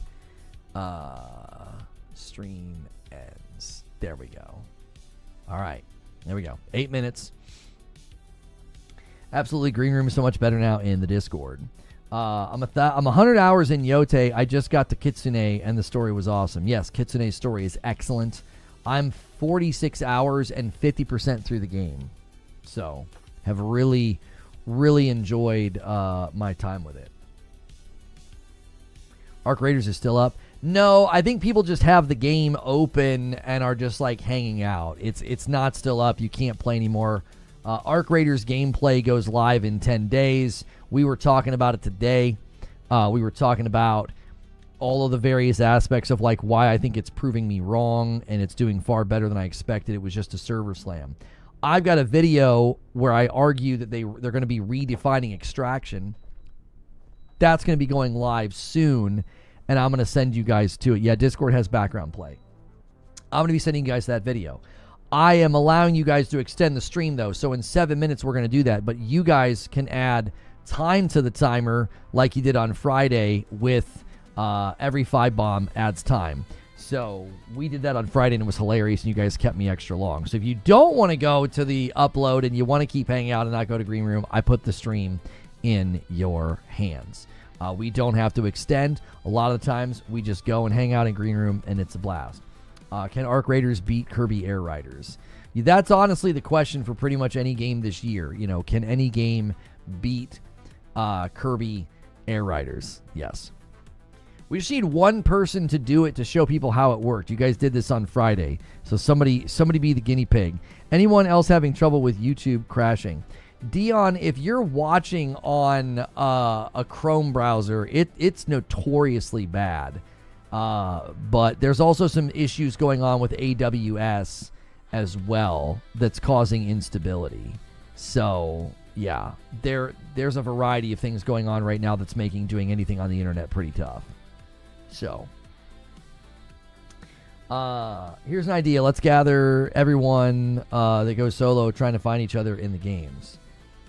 Well, the problem is if you invite stream sniping, like if I'm like, yeah, let's all try to get together and work together, you know, all it's going to take is one bad actor to really ruin the day. And there it is. Alex says, I'll be the guinea pig, and he drops a 5 bomb. And if you watch the timer is going to extend and get a little bit longer. And it's just been extended by 2 minutes. So thank you so much, Alex, for doing that. There we go. He says, done, extended. That's how it works. And another 5 bomb comes in from Cardoc Ren. See, these guys love to do this. Boom. And they love to keep me longer than I planned to. And now we are a little bit longer. There you go. You guys have just now basically reset the timer to 10 minutes. Two very generous gentlemen already doing that. And also taking the lead over YouTube, 39-23. Nice job today, Twitch. Let me find Lono and Arcraiders. Yeah, I'm going to get robbed. I'm going to get robbed. I'm going to straight up get ganked. Like, I know how it is. You know what I'm saying? Y'all are going to be acting like I'm some idiot at an ATM late at night. And you're like, get him. Like, get his stuff. Like, I know how this works, and I know how streamers are treated. I've been one for 10 years. So I don't think inviting stream sniping would be as I don't think it would be as profitable and as positive as you think it might be. I think it would probably be a pretty bad experience. It would probably be a pretty bad experience, if I'm honest. We would not get a whole lot done. I would not get a whole lot done. You guys would get a lot done, probably. You know what I mean? You guys would be loving it. I would shoot Lono on site. My brain can't stop that. No, I completely understand. Anytime we've ever done community game night, that's been pretty much the pattern, is that, you know, kill Lono is the instructions. So that's kind of how it goes. Running 100 plus FPS on my PC. I'd watch your back. Thank you. I appreciate that. The other thing people have mentioned is that it is UE5. Yeah, I actually think being in UE5, they're kind of showing you that you can have a well-optimized, well-running game in UE5. You know, there are a lot of people that when they see UE5, they kind of immediately panic. I'm one of those people, I'll be honest. Like, I see UE5 and I'm like, oh, is it going to be bad? Like, you know, I think that that's a fair thing to be concerned about. But I do think we're seeing that page turn for UE5. I do. I think we're seeing that page turn. I see anyone with TTV in their name in PvP and I get tunnel vision. Oh, yes. Yeah. We did Reforge TV, and the only reason we did that is we wanted to secure the same username everywhere because it was short, and Reforge Gaming is too long a lot of the times, which is unfortunate. It's unfortunate because people see that TV and they're like, get that guy. Like, I know that the TV puts a target on my back. I've readily come to admit, like, if I'm going to be jumping into arcraidersgameplay, people are going to see that and they're going to be like, just wreck his world. Don't give him an inch. You know, that's definitely going to be happening. So thank you to everybody who came and found the stream today. About half or about a third of the viewership came from search. If you were searching for Arc Raiders on YouTube and you came in and joined the discussion and you hit like and you hit subscribe and did all the things, I greatly appreciate it. It's a Safe for Work broadcast Monday through Friday, and you can definitely hit subscribe without fear of what I'm going to be putting on your homepage. It'll be a live stream and an upload, which I have an upload coming here in a little brief while about why I think Arc Raiders is redefining extraction shooters. And it's proving me wrong. And that's going to be the video that we're going to go to here in a little bit. And you guys have already extended the stream once. You can continue to do that. Both Cardoc, Ren, and Alex extended the stream with 5 bombs. And we did this the other day. And we continue to put the stream in your hands. And don't forget, Friday night gets unlocked. We are seeing some new reports now that we'll be looking at in Green Room about Starfield and PS5. We'll be checking that out shortly. We'll be playing Ninja Gaiden 4 tomorrow after the talk show. Another great reason to be subscribed.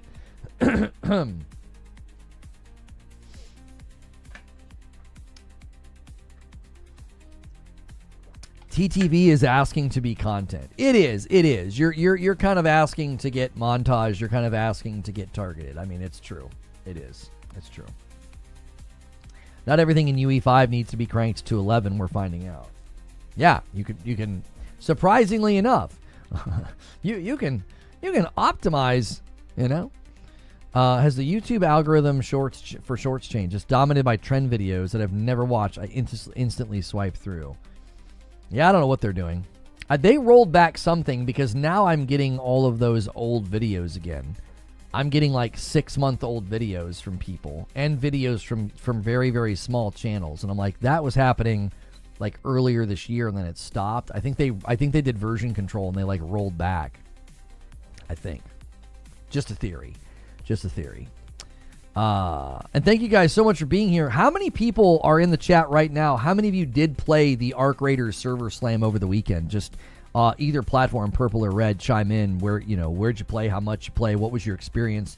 Did the server slam convince you to buy, not buy? Were you already going to buy no matter what? Like where are you on that spectrum of decision making?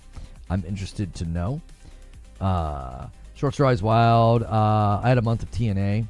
I had watched one. That's all it takes. That's all it takes. Danny Owen says, no. Lono, are you going to be talking about the greatest, most dominant, most life-changing, best FPS game all time? This Halo this week. We'll be probably looking at the announcements for sure. You kept getting connection errors and couldn't play, says FCat. A lot of you guys are saying negative. And you still hung out for an Arc Raiders discussion day. You guys are champions. PC 6 hours or more, pre-ordered after. Okay, so J-Dog put in 6 hours of Arc Raiders gameplay, and he decided to pre-order after. Okay. PS5 and PC, it was a blast, says PK Killer Apathy. All right, we got 3 minutes on the timer. If no more people extend it, you can extend it with 5 bombs. Thank you so much to those who already did. 3 minutes on the timer here. It'll change color at 1 minute to really make it feel intense and scary. It's not that scary. We're just going to be going to a premiere. We're just going to be going to a premiere on the channel. YouTube's dead in the water today. Hilly's talking smack. He said you guys are dead in the water. It's 39-23 in the contest between the platforms. Hilly out here talking junk, man. That's Hilly's way. You played, Otavio Cruz says, you played about 15 hours. You bought it Saturday night. It looks fun, but I'm still playing Ghost of Yote plus Absalom. I didn't get to play this weekend, but I'll probably buy it at release, as Yana did. I'm a COD Battlefield player, and Ark got me hooked. Just want to play more. Yeah. I was noticing people playing that were kind of saying that. They were like, yeah, this isn't really normally where I hang my hat, and this was a fun time. They seem to be winning people over. They do. Let me pause the thing nobody likes. You played the new Pokemon instead? Hilly says, this is the Xbox fan in me. 1W, and it's a year of trash talk. That sounds about right. That sounds about right, Hilly, in my experience. That tracks.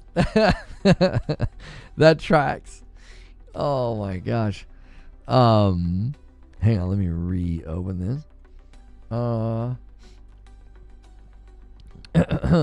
Yeah, I'm seeing a bunch of Arc Raiders gameplay clips on my Twitter feed, man. People are having a good time with it. You love to see it.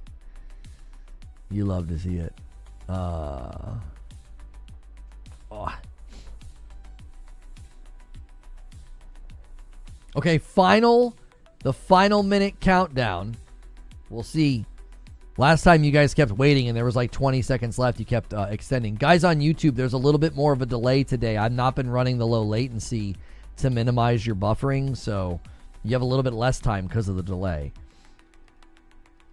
I played 3 rounds in the other beta. Arc is not for me.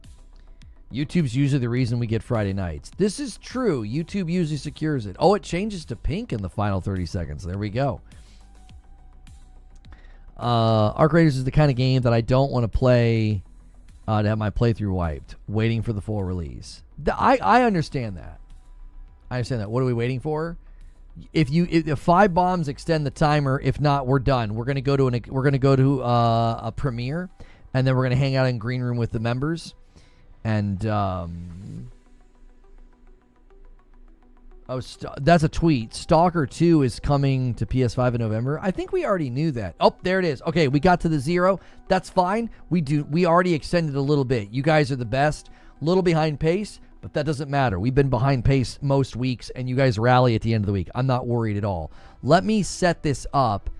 Let me set this up. I should be able to set this video to premiere in like 6 minutes. Let me see here if I can do that.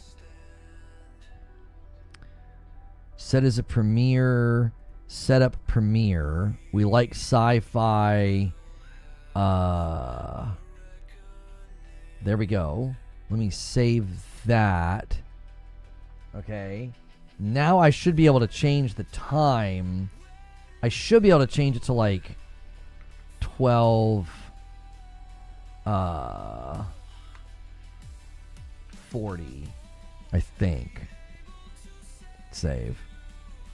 Okay, let me check and make sure that it's saved. Okay, it's going to go live in 4 minutes. All right, let me set up redirect. Guys, Green Room no longer happens on the channel. It no longer happens on the channel. It happens in the Discord. So when that extraction, then that Arc Raiders video is done, we're going to be in the Discord hanging out. That's a great reason to be a member. That's a great reason to get into the Discord. Like, the channel is just getting a live show and an upload every day now. We're not doing all that extra content on the channel. It was annoying people, and I want to respect that. And so we've made some adjustments. Members, you're still getting all your content. We have just adjusted where it shows up a little bit. Okay. So save your member renewals and your member save them for tomorrow. Save them for tomorrow. They'll add to the total now, but we're not extending anymore. Seems that people are burned out on membership across all platforms. A lot of streams I watch, they're low on members or subs. I've not seen that. I've seen really big streamers say, I can't make members only content anymore because it's hurting the channel. What YouTube did earlier this year, we kept saying, hey, it's hard for my paying members to find the members only content. And YouTube said, oh, we'll help with that. Well, they went too far. They started showing the members only content to people who didn't even have a membership. So that's very frustrating, and I don't want to frustrate you. Like, if you sub to my channel, that's the last thing I want to do is irritate you with, like, here's a video you can't watch. Like, I think that's incredibly silly. So they didn't give us control over it.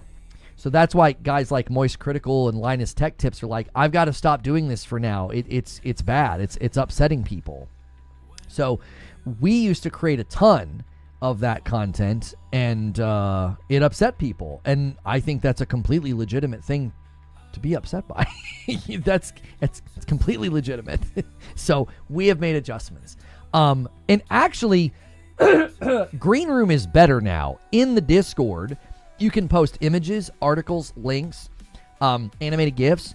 You get an immediate response from me. It's more like a video conference call.